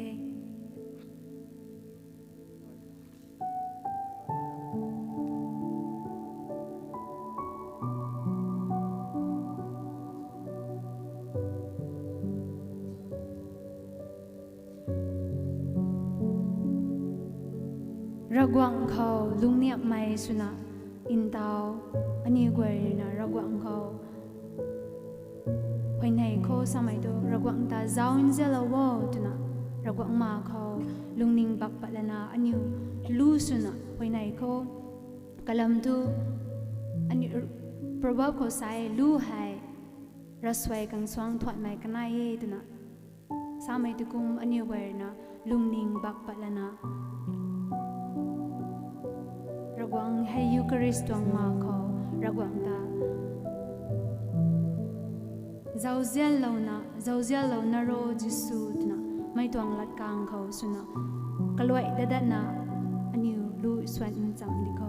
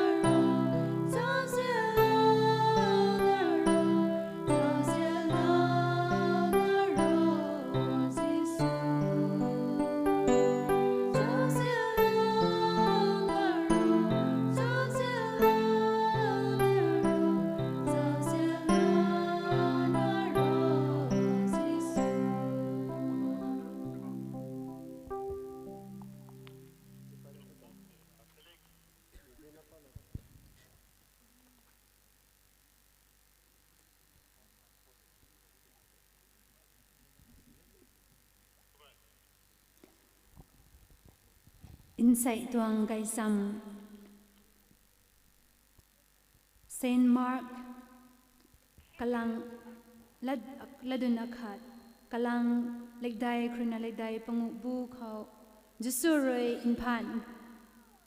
in phat mai gan khata tigai lo mai new tao ngay mi gai cham hai in king cham digo in phan mai gan khat re ka khau gong na khuk sun kai na zang hoi na ka khau sa the nang ri nu lo we thai ata nang ri su in tha lo nga me khau tai zau in zian mai le ka zau na jisu re ka ban ham pat na ka ta ka hi na ka khau sa the ai nu the nang in than to mi ding na khau te re in phan mai ra po tai ka khau re gai kan the kum na ka ta su in tha lo the khau tai ka mai re ka khau tan na ka kim lo tang la na ka ding khau ka ta in diu ga lo na ka khau sai zau lo nang ri mai gan khat na khau si ni mi lam hai sa ryo tiki ta tho nang pum ka hak amu khau lian tho kuma nang ta su in tha lo pui lam khau Moses ri la dan lo kan mai ra kheng pui dam tai kan yu khau lian na ka lo ti tho tiki kamai tat pat lana din dik sik sik thau the kum na mi cham tai zin lik the kum tina jisu kai dai khau in dau na gudat nga ma khe tiki kai dai pang khau kamai bam khani kuma ka bam ka the khare mai nun re ka dang khau gwang bam khane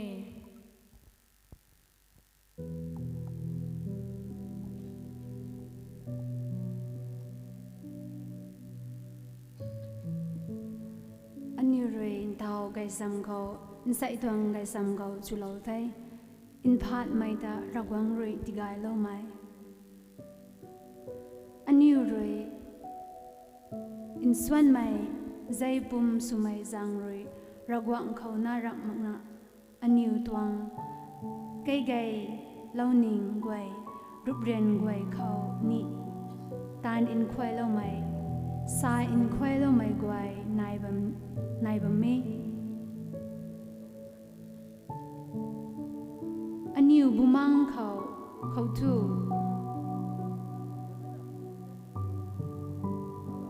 in phat mai tuang nau mai akhat kup mai ye in phat mai nau mai rui society tumai to fomling khau in chak ngam mage Anyu tuang lungning Anyu tuang tan in than mak mai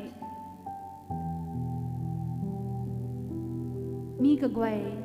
Anyu bumang khau in phat mai nau mai kuma ragwang ma khau nai ba mai tong te ragwang thu in than mai ragwang e Anyu lung akhat ni Anyu tan gwai in than ma gi dai ragwang dang khau Anyu gwangam ge Anyu rui ragwang ta in zian ni tai akhat ni ragwang dang khau Anyu bumang rui ne la jinggai mai tai la tau ni sai tai Anyu tuang bumang hai ka siam ka that lo mai paina ka gi wai Hekup mai zang kurina Anyu gwai in than mai Indian Eucharist ma khau ba mai hai Anyu ram ka gwai na Anyu ko in swan mai nai mai ka gwai tai ragwang ko kat pa lo ko ragwang tu ka gan ga thui na khau Anyu ta in khwan ba mai puwe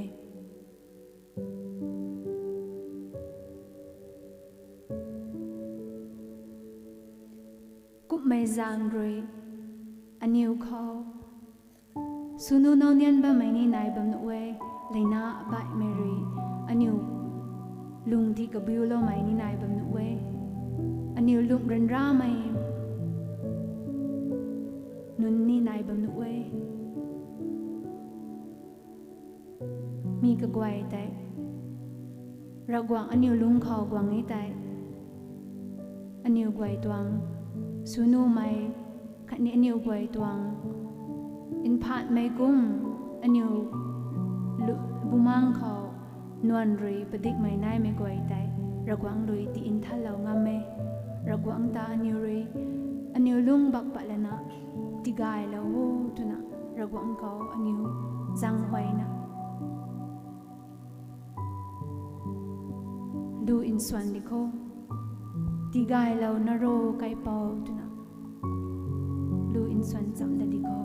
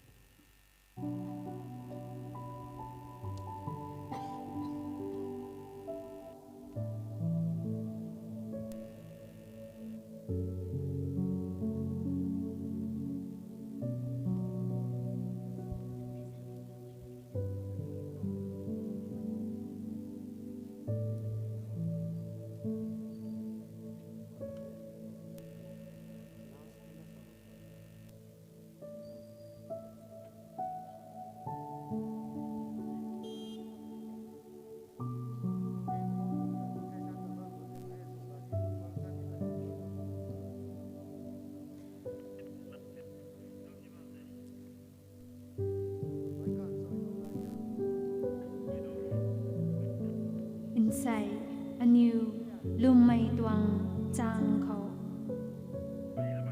tingkum rep serok tanglana diamond jubilee tuna ne la mai mai akat suna leng pat khang leng pat ba mai hai aniu tuang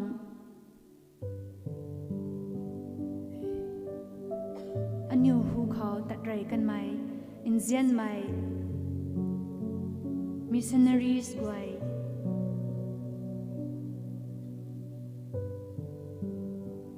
pu pau sumai guai mi tuang kai luang khao in than mai Catholic formling thungwang long mai in thao guai ta ragwang ma khao mi tuang in than mai Eucharist ma khao kaniu ta thon ku mai le in zau na ragwang khao kat pa lo ko nang le aniu rui thai ba mai ai kaniu tuang daina kaniu rina panti kat pat lana mi tuang formling ragwang ta lo mai tuang Catholic formling ta timan ji te boi jang krina tat kan mai gan khaw ren ra ren riu mai azu sauliu bam kwan sani kaniu gwa rina tak mangna ragwang rina kaniu tani zai lo the hai kup mai jang krna in taw hai aniu hai kaniu tuang tan kaniu tuang dai kan mai kaniu tuang kat pat mai tuang phan rui kat twa aniu gwai ne la mai phang ba mai tuang nge hai kup mai jang rui aniu Catholic formling tho soi yam ka gwai kaniu gwai rui ragwang bam in zuan tat bang kwan sani aniu pang kho kaniu insai hai kaniu bumang kho ne bumang rui ne la mai ta tingkau thang dorina aniu khang ni soi ham lo diu khang ragwang kho kaniu tong bumang wai tani kat pat lo ko kumdalana ring na ba mai pupo nun gwai khang tani kaniu kho ragwang rina soi ham lana kaniu khang pumtan gai mai ti lo diu khang mi tuang Indian kaniu ragwang ring mai Indian kho kaniu ta sakwang suna kat pat lo di ko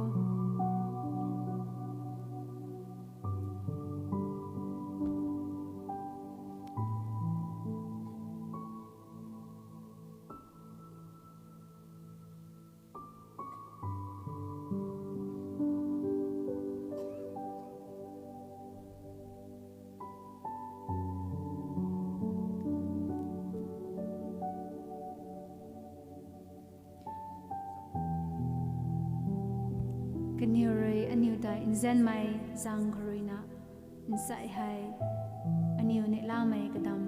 la in sam ba mai tong the kumlana kaniu pang kho aniu rina ragwang ta soyam lo wo tna ragwang kho aniu rina zang hoi mai suna kani khwan palana aniu gorina lu suna ni kaniu khang ragwang ma kho soyam nai di ko soyam lo na ro kai pau tuna aniu swan sin cham da di ko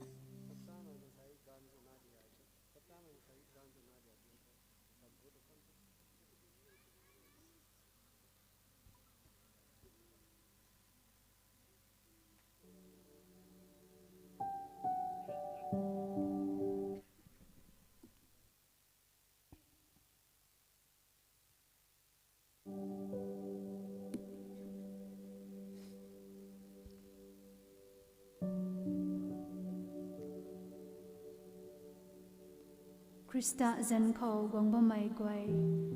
Ragwang Tuang Lum Mai Tai Intan Lau Wo Tuna Kalum Mai Kalum Diko Aniu Tuang Intan Mai Holy Father Cardinals Nungwai Bishop Gwai Amu Gwai Religious Gwai Lay Missionaries Gwai Aniu Tuang Church Leader Kagwai Paris Kauba Mai Kagwai Khatni Aniu Tuang Kailuang Khau Ba Mai Leader Kagwai Khatni Member Kagwai Insai Mi Tuang Eucharist Ma Khau Aniu Kalum Khang Gang Kadwai Bam Khau Kaniu Khang Ni Aniu La Karum Lodiko Aniu Tuang Kailuang Khau Ba Mai Kai Khun Gwai Khang Ragwang Rui Insu Inzak Mai Mi Tuang Nila Mai Diamond Jubilee Tuna Ngai Ba Mai Tingbi Kau Hai Ragwang Lui Tak Mang Mai Soyam Ti Laurana Mi Tuang Kailuang Korina Mai Gai Mai Ragwang Tuang Tan Tan Khang Tapat Ngan Mai Sungam Khang Akhat Ni Kai Khun Khau Nei La Meri Padik Mai Puipu Sumai Na Gwai Sumai Akhat Ni Yut Nun Gwai Rui Kaniu Khau Tan Zao Lana Zao Panga Mana Ba Mai Gwai Kasang Gai Mai Ragwang Rui La Lau Diu Khang Kaniu Rina Ning Mai Khau Ragwang Rina Gai Mai Zao Lana Kasang Lan Pa Lau Diu Khang Aniu Rina Kaniu Khang Ni Kalum Lau Diko Aniu Tuang Kai Khun Khau Intan Mai Nazareth Kai Khut Lalung Tikuma Mi Tuang Ngai Karina Intan Patlana Mansai Hau Rong Mai Ka Gwai Rui Mi Tuang Kai Luang Hai Kalai Dinge Ragwang Tuang Thai Ragwang Ta Thai Mai Kai Luang Nge Tu Mai Chak Ngam Mai Chak Ngam Mai Kai Khun Gwai Sungam Khang Aniu Rui Kalum Diko Kumdarana Aniu Tuang Church Ta Zai Long Mai Former Leader Nungwai Khang Tani Aniu Kalum In Kha Lo Diko Mi Kai Luang Khau Bang Mak Bang Pon Sni Kapang Do Ba Mai Nungwai Khang Tani Kalum In Kha Lo Ko Mai Tuang Church Ta In Kha Lo Mai Gwai Khang Ni Insai Hai Ragwang Ma Khau Kat Patlana Kalum In Kha Lo Ko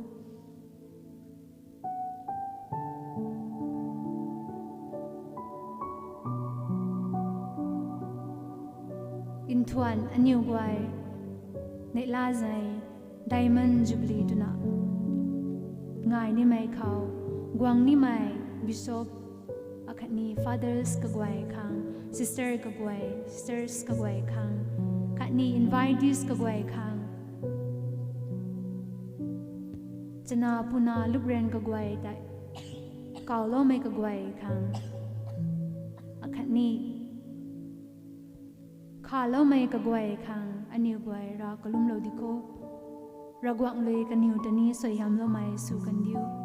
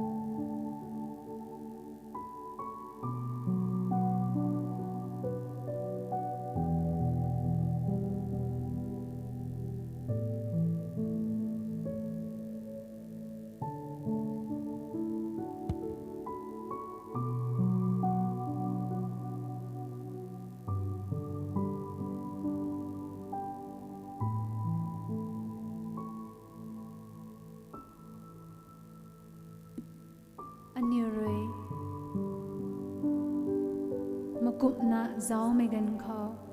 ragwang roi aniu ta adi kam in zen kan tu so aniu khang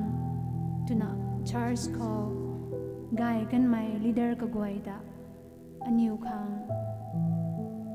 example suna tilaute hai zang roi ragwang ta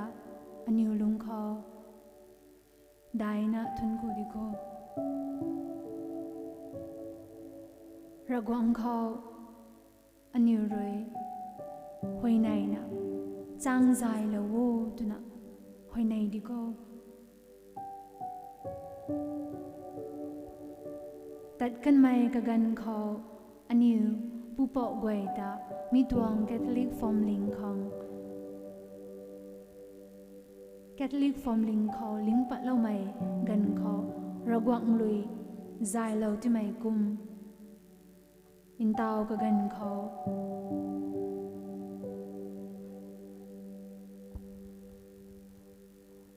aniu ta ragwang lui lum mai ti in ta lo wo chang zai lo wo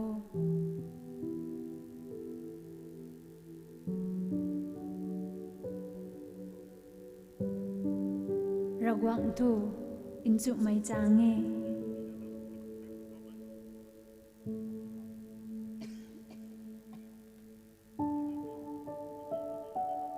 ragwang tu pan ti ye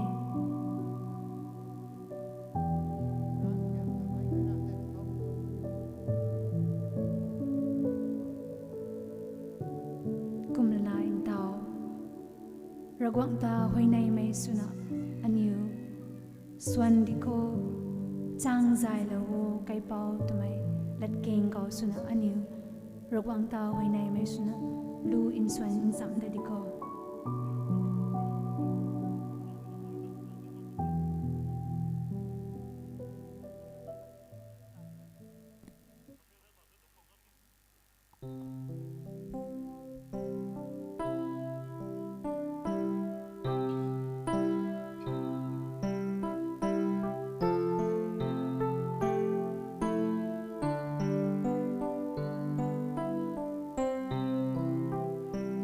Cha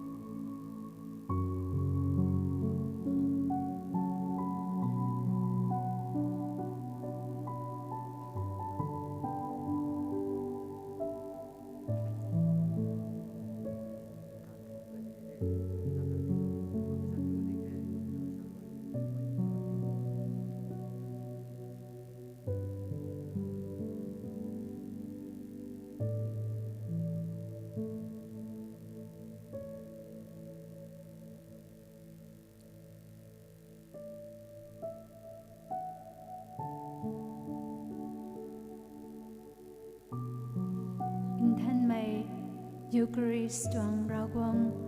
ring mai Indian aniu guerre in thuan hai nang da aniu lung khao la lana nang tuang in than mai raja bam sungam khang aniu da soyam no in sai go ri thau na mi tuang ne la zangai mai kagan ga thui na kho nang zan sa lana mai hau mai ga goi da aniu tuang pandi gai meri nang tuang gai sam suna din tat ngam khang aniu da soyam no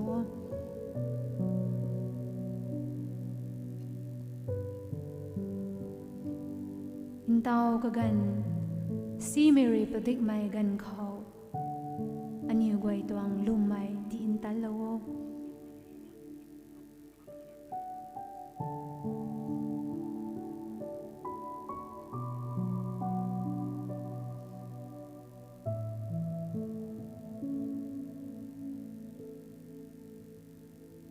kabam bai me khao ragwang tuang nang tuang gai sam ding ta ba mai goi khang nang ri lum mai ti in ta lo kaniu tuang tan gai mai pan gri in sai in tao aniu goi ri nang ta lum mai na nun the tu na kwang tung ba mai hai kaniu tuang soyam pan gri aniu ni kaniu kuma tat mai kabam go thui na khao nang tuang gai sam dil lena lung ti lai pa nga mai Catholic family akhat mai ti sulowo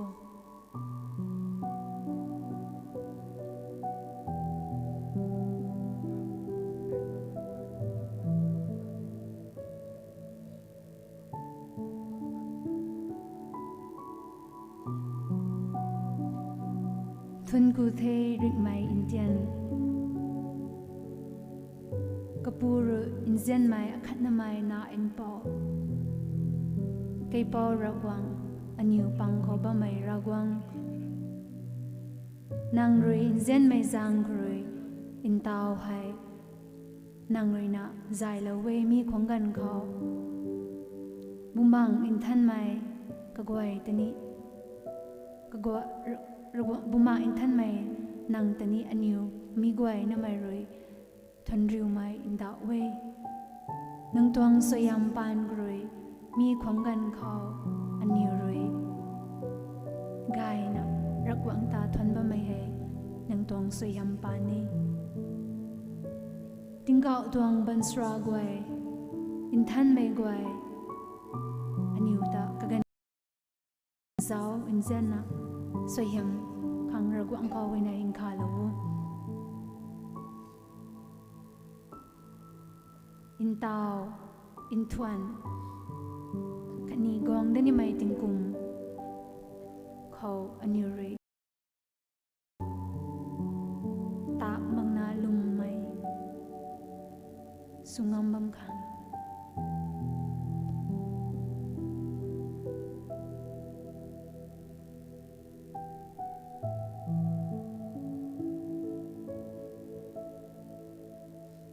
aniu ri mi tuang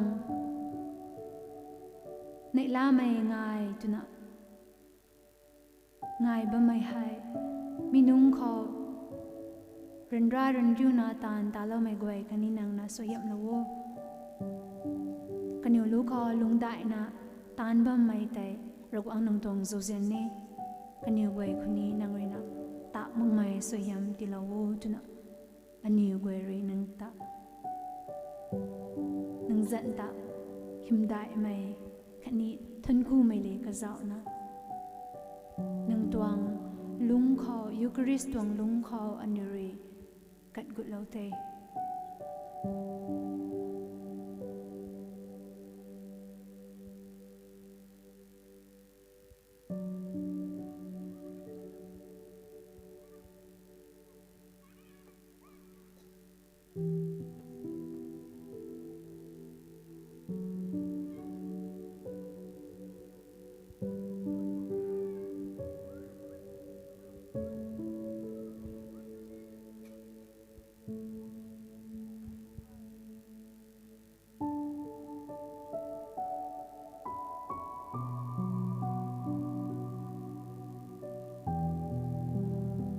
zen mai ragwang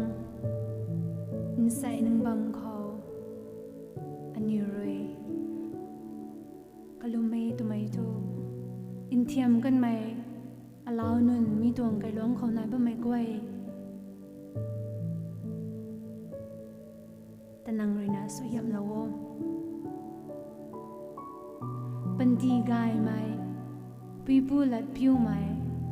ragwang ta thai mai alaw nun panti changluan gai mi kho tat ngan mai alaw nun nang rina ka siam lawo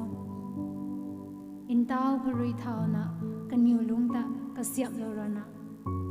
mi tuang in tao ka gan ka zup si mai khao bau lo mong na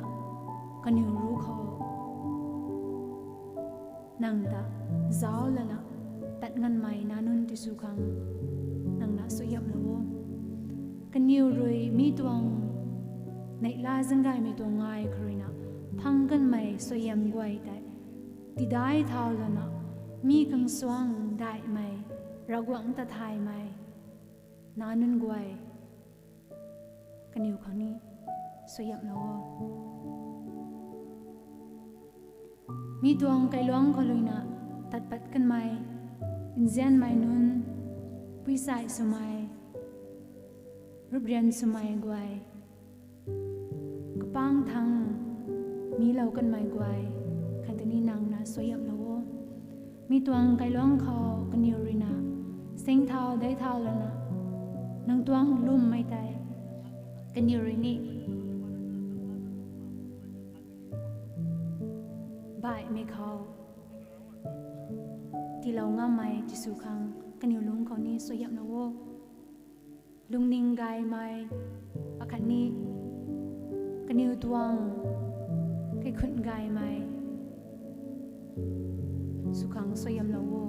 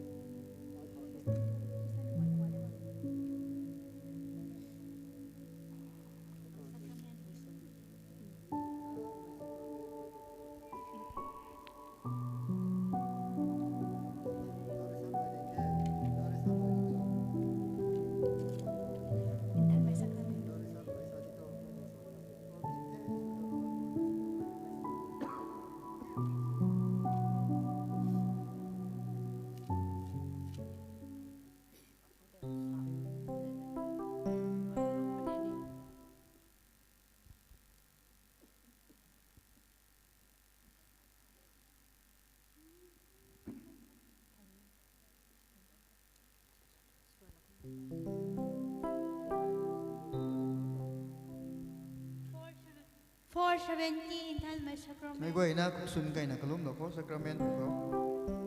May gway may na kuksun kay na kalum na ko.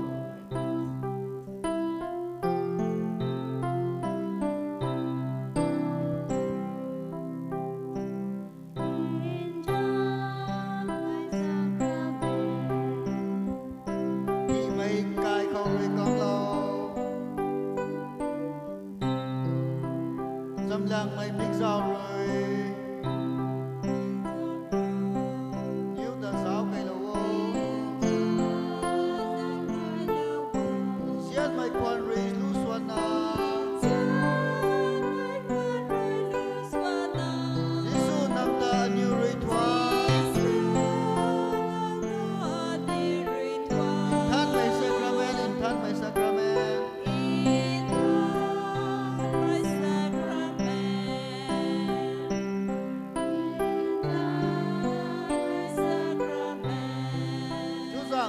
sacrament lung ning quay tuang xiên mai cài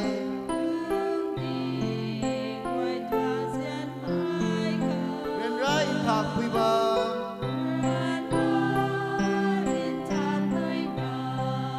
ren ra mai quay aman chu lâu ô niu nang ta thuận mai anh niu ren ra mai pri ti hai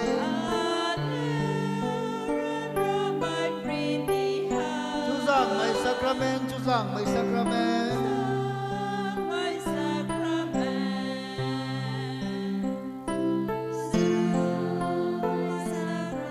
in thạc bang sacrament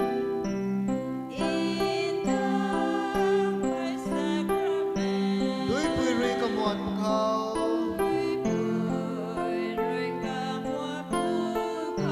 như nang khâu quay này ye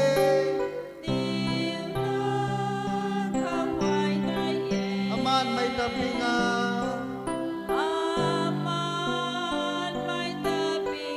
anh như quay ta đi tuang lâu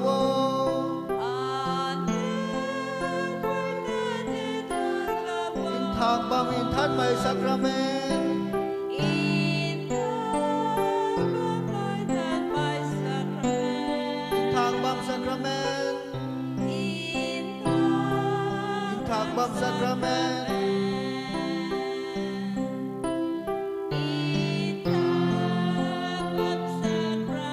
in thân mai sacrament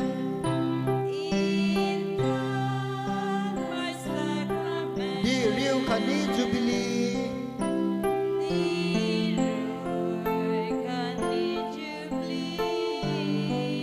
nang quang đi ngam riêu rồi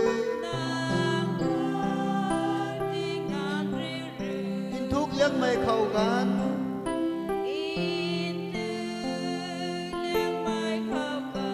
nang rơi cá lâu khẳng nhiêu cả lô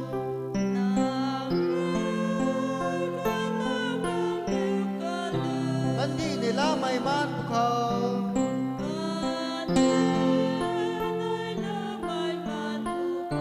in thân mày sacrament in thân mày sacrament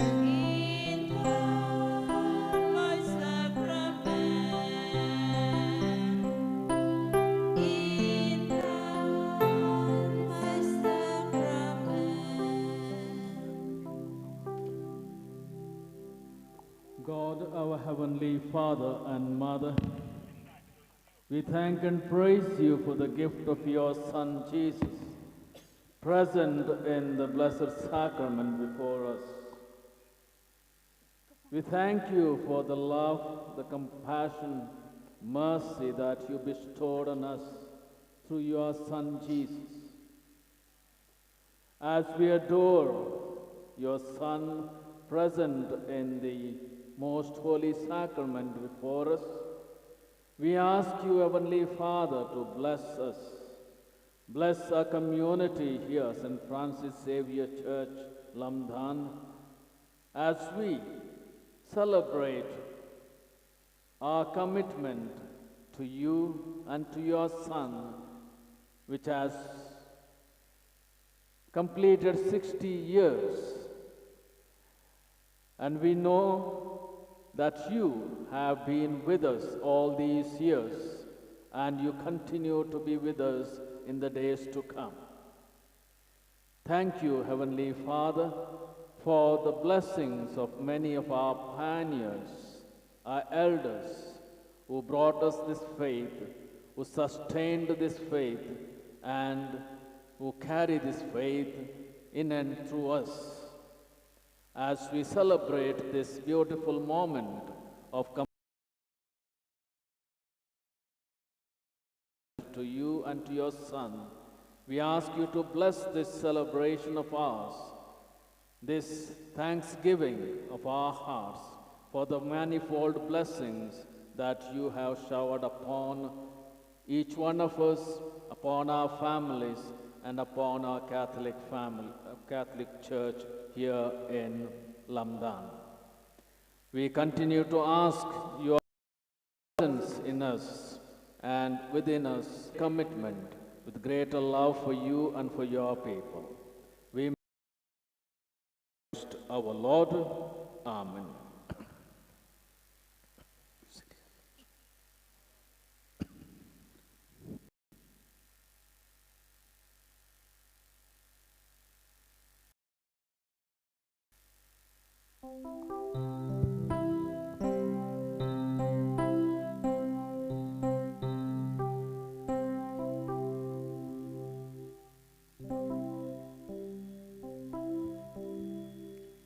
Mai quay na cuộc xuân pi bung gai lo.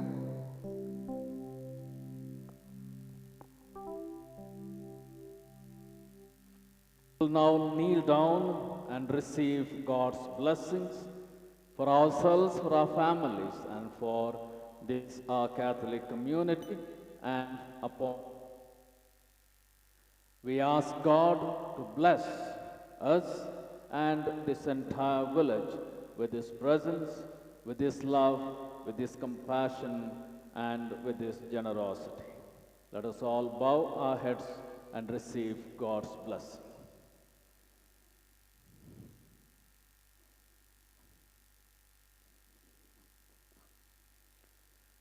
May Almighty God, the Father, and the Holy Spirit come down upon you and remain with you forever and ever. Amen.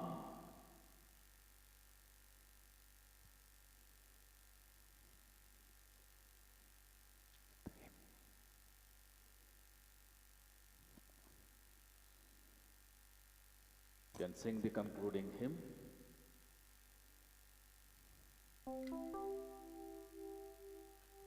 Loi mi lu khang RL kho 548 kai pau ta thuan ku kho.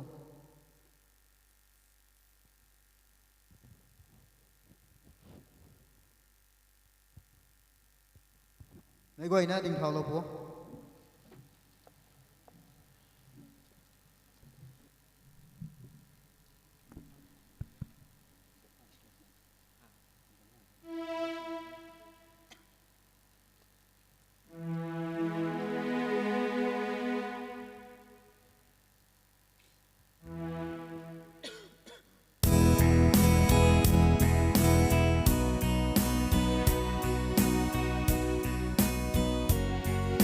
Hello.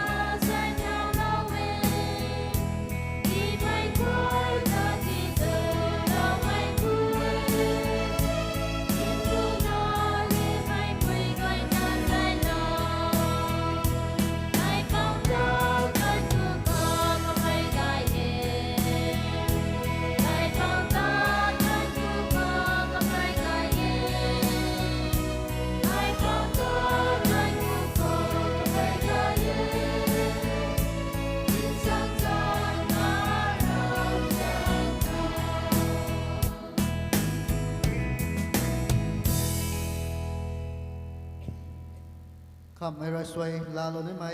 เกย์ไททัสดิปโลมาเกติกิสก็ไม่รคำไม่รสวยจะลาโลปุ่น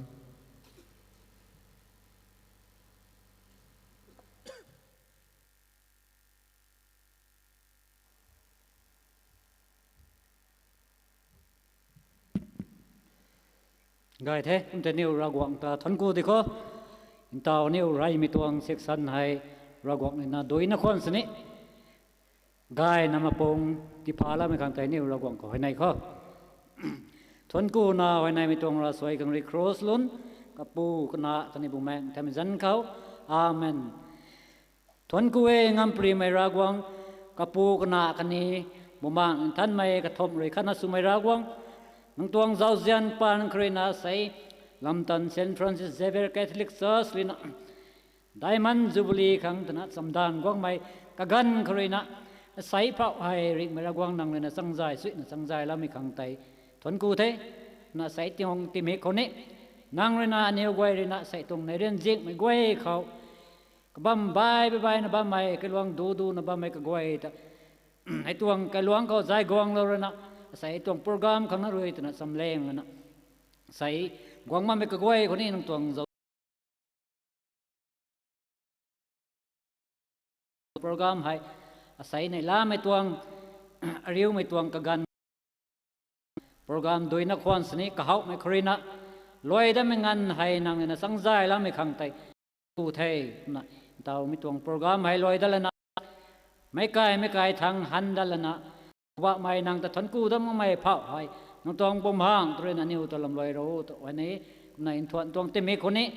นิวตองจูบลีตวงเต็มคนนี้ปูรกวังนิวไว้ในโปรแกรมก็ไว้ใจนางนั้น success ที่สุดแล้วนิวตองโปรแกรมไม่ง่ายนะแต่ไกลงามคนนี้นางนั้นมันใส่กระถอยเขามันใส่ตวงบ่มห่างกระถอยเขาน้องตวงบ่มห่างท่านไม่ตัวลำลอยแล้วนั่นนะทวนตวงโปรแกรมก็ไว้คนนี้gai na takai ngam khau nang na sayam di kai lo tho tro ring mai lagwang nang khau ai re nai na mai tong hol krina tapat me gan khau ne gwai khau intiam mai azu gwang nu ei mi ka gwai te ne ring mai lagwang nang la lagal lo kiu tha lo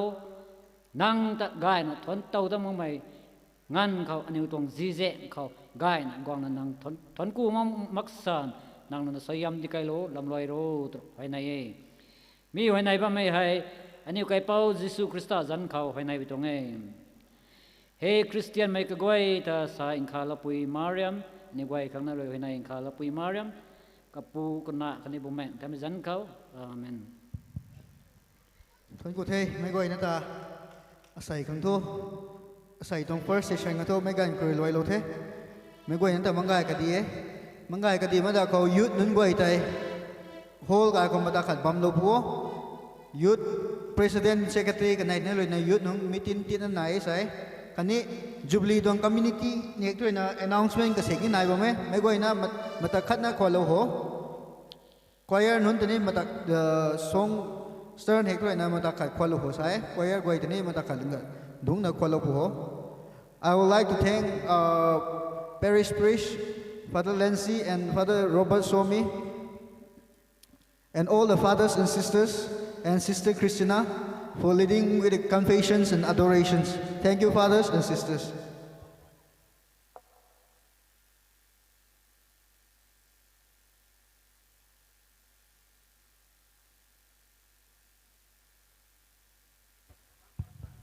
Yun nung guay tay hall ko gulopo. Yun nun ay zoom may guay tay hall ko gulopo. Secretary President kanay neloy nalat thuk may kasekla kanay say atwang Jubilee ngay na may tuwang program ko tinagat may hiyan may naipisa ko na tahan zan tuy kang Secretary President ay matakan na kwalo ho say kung na may guay na ziyal lo na yun nun guay tay hall ko gulopo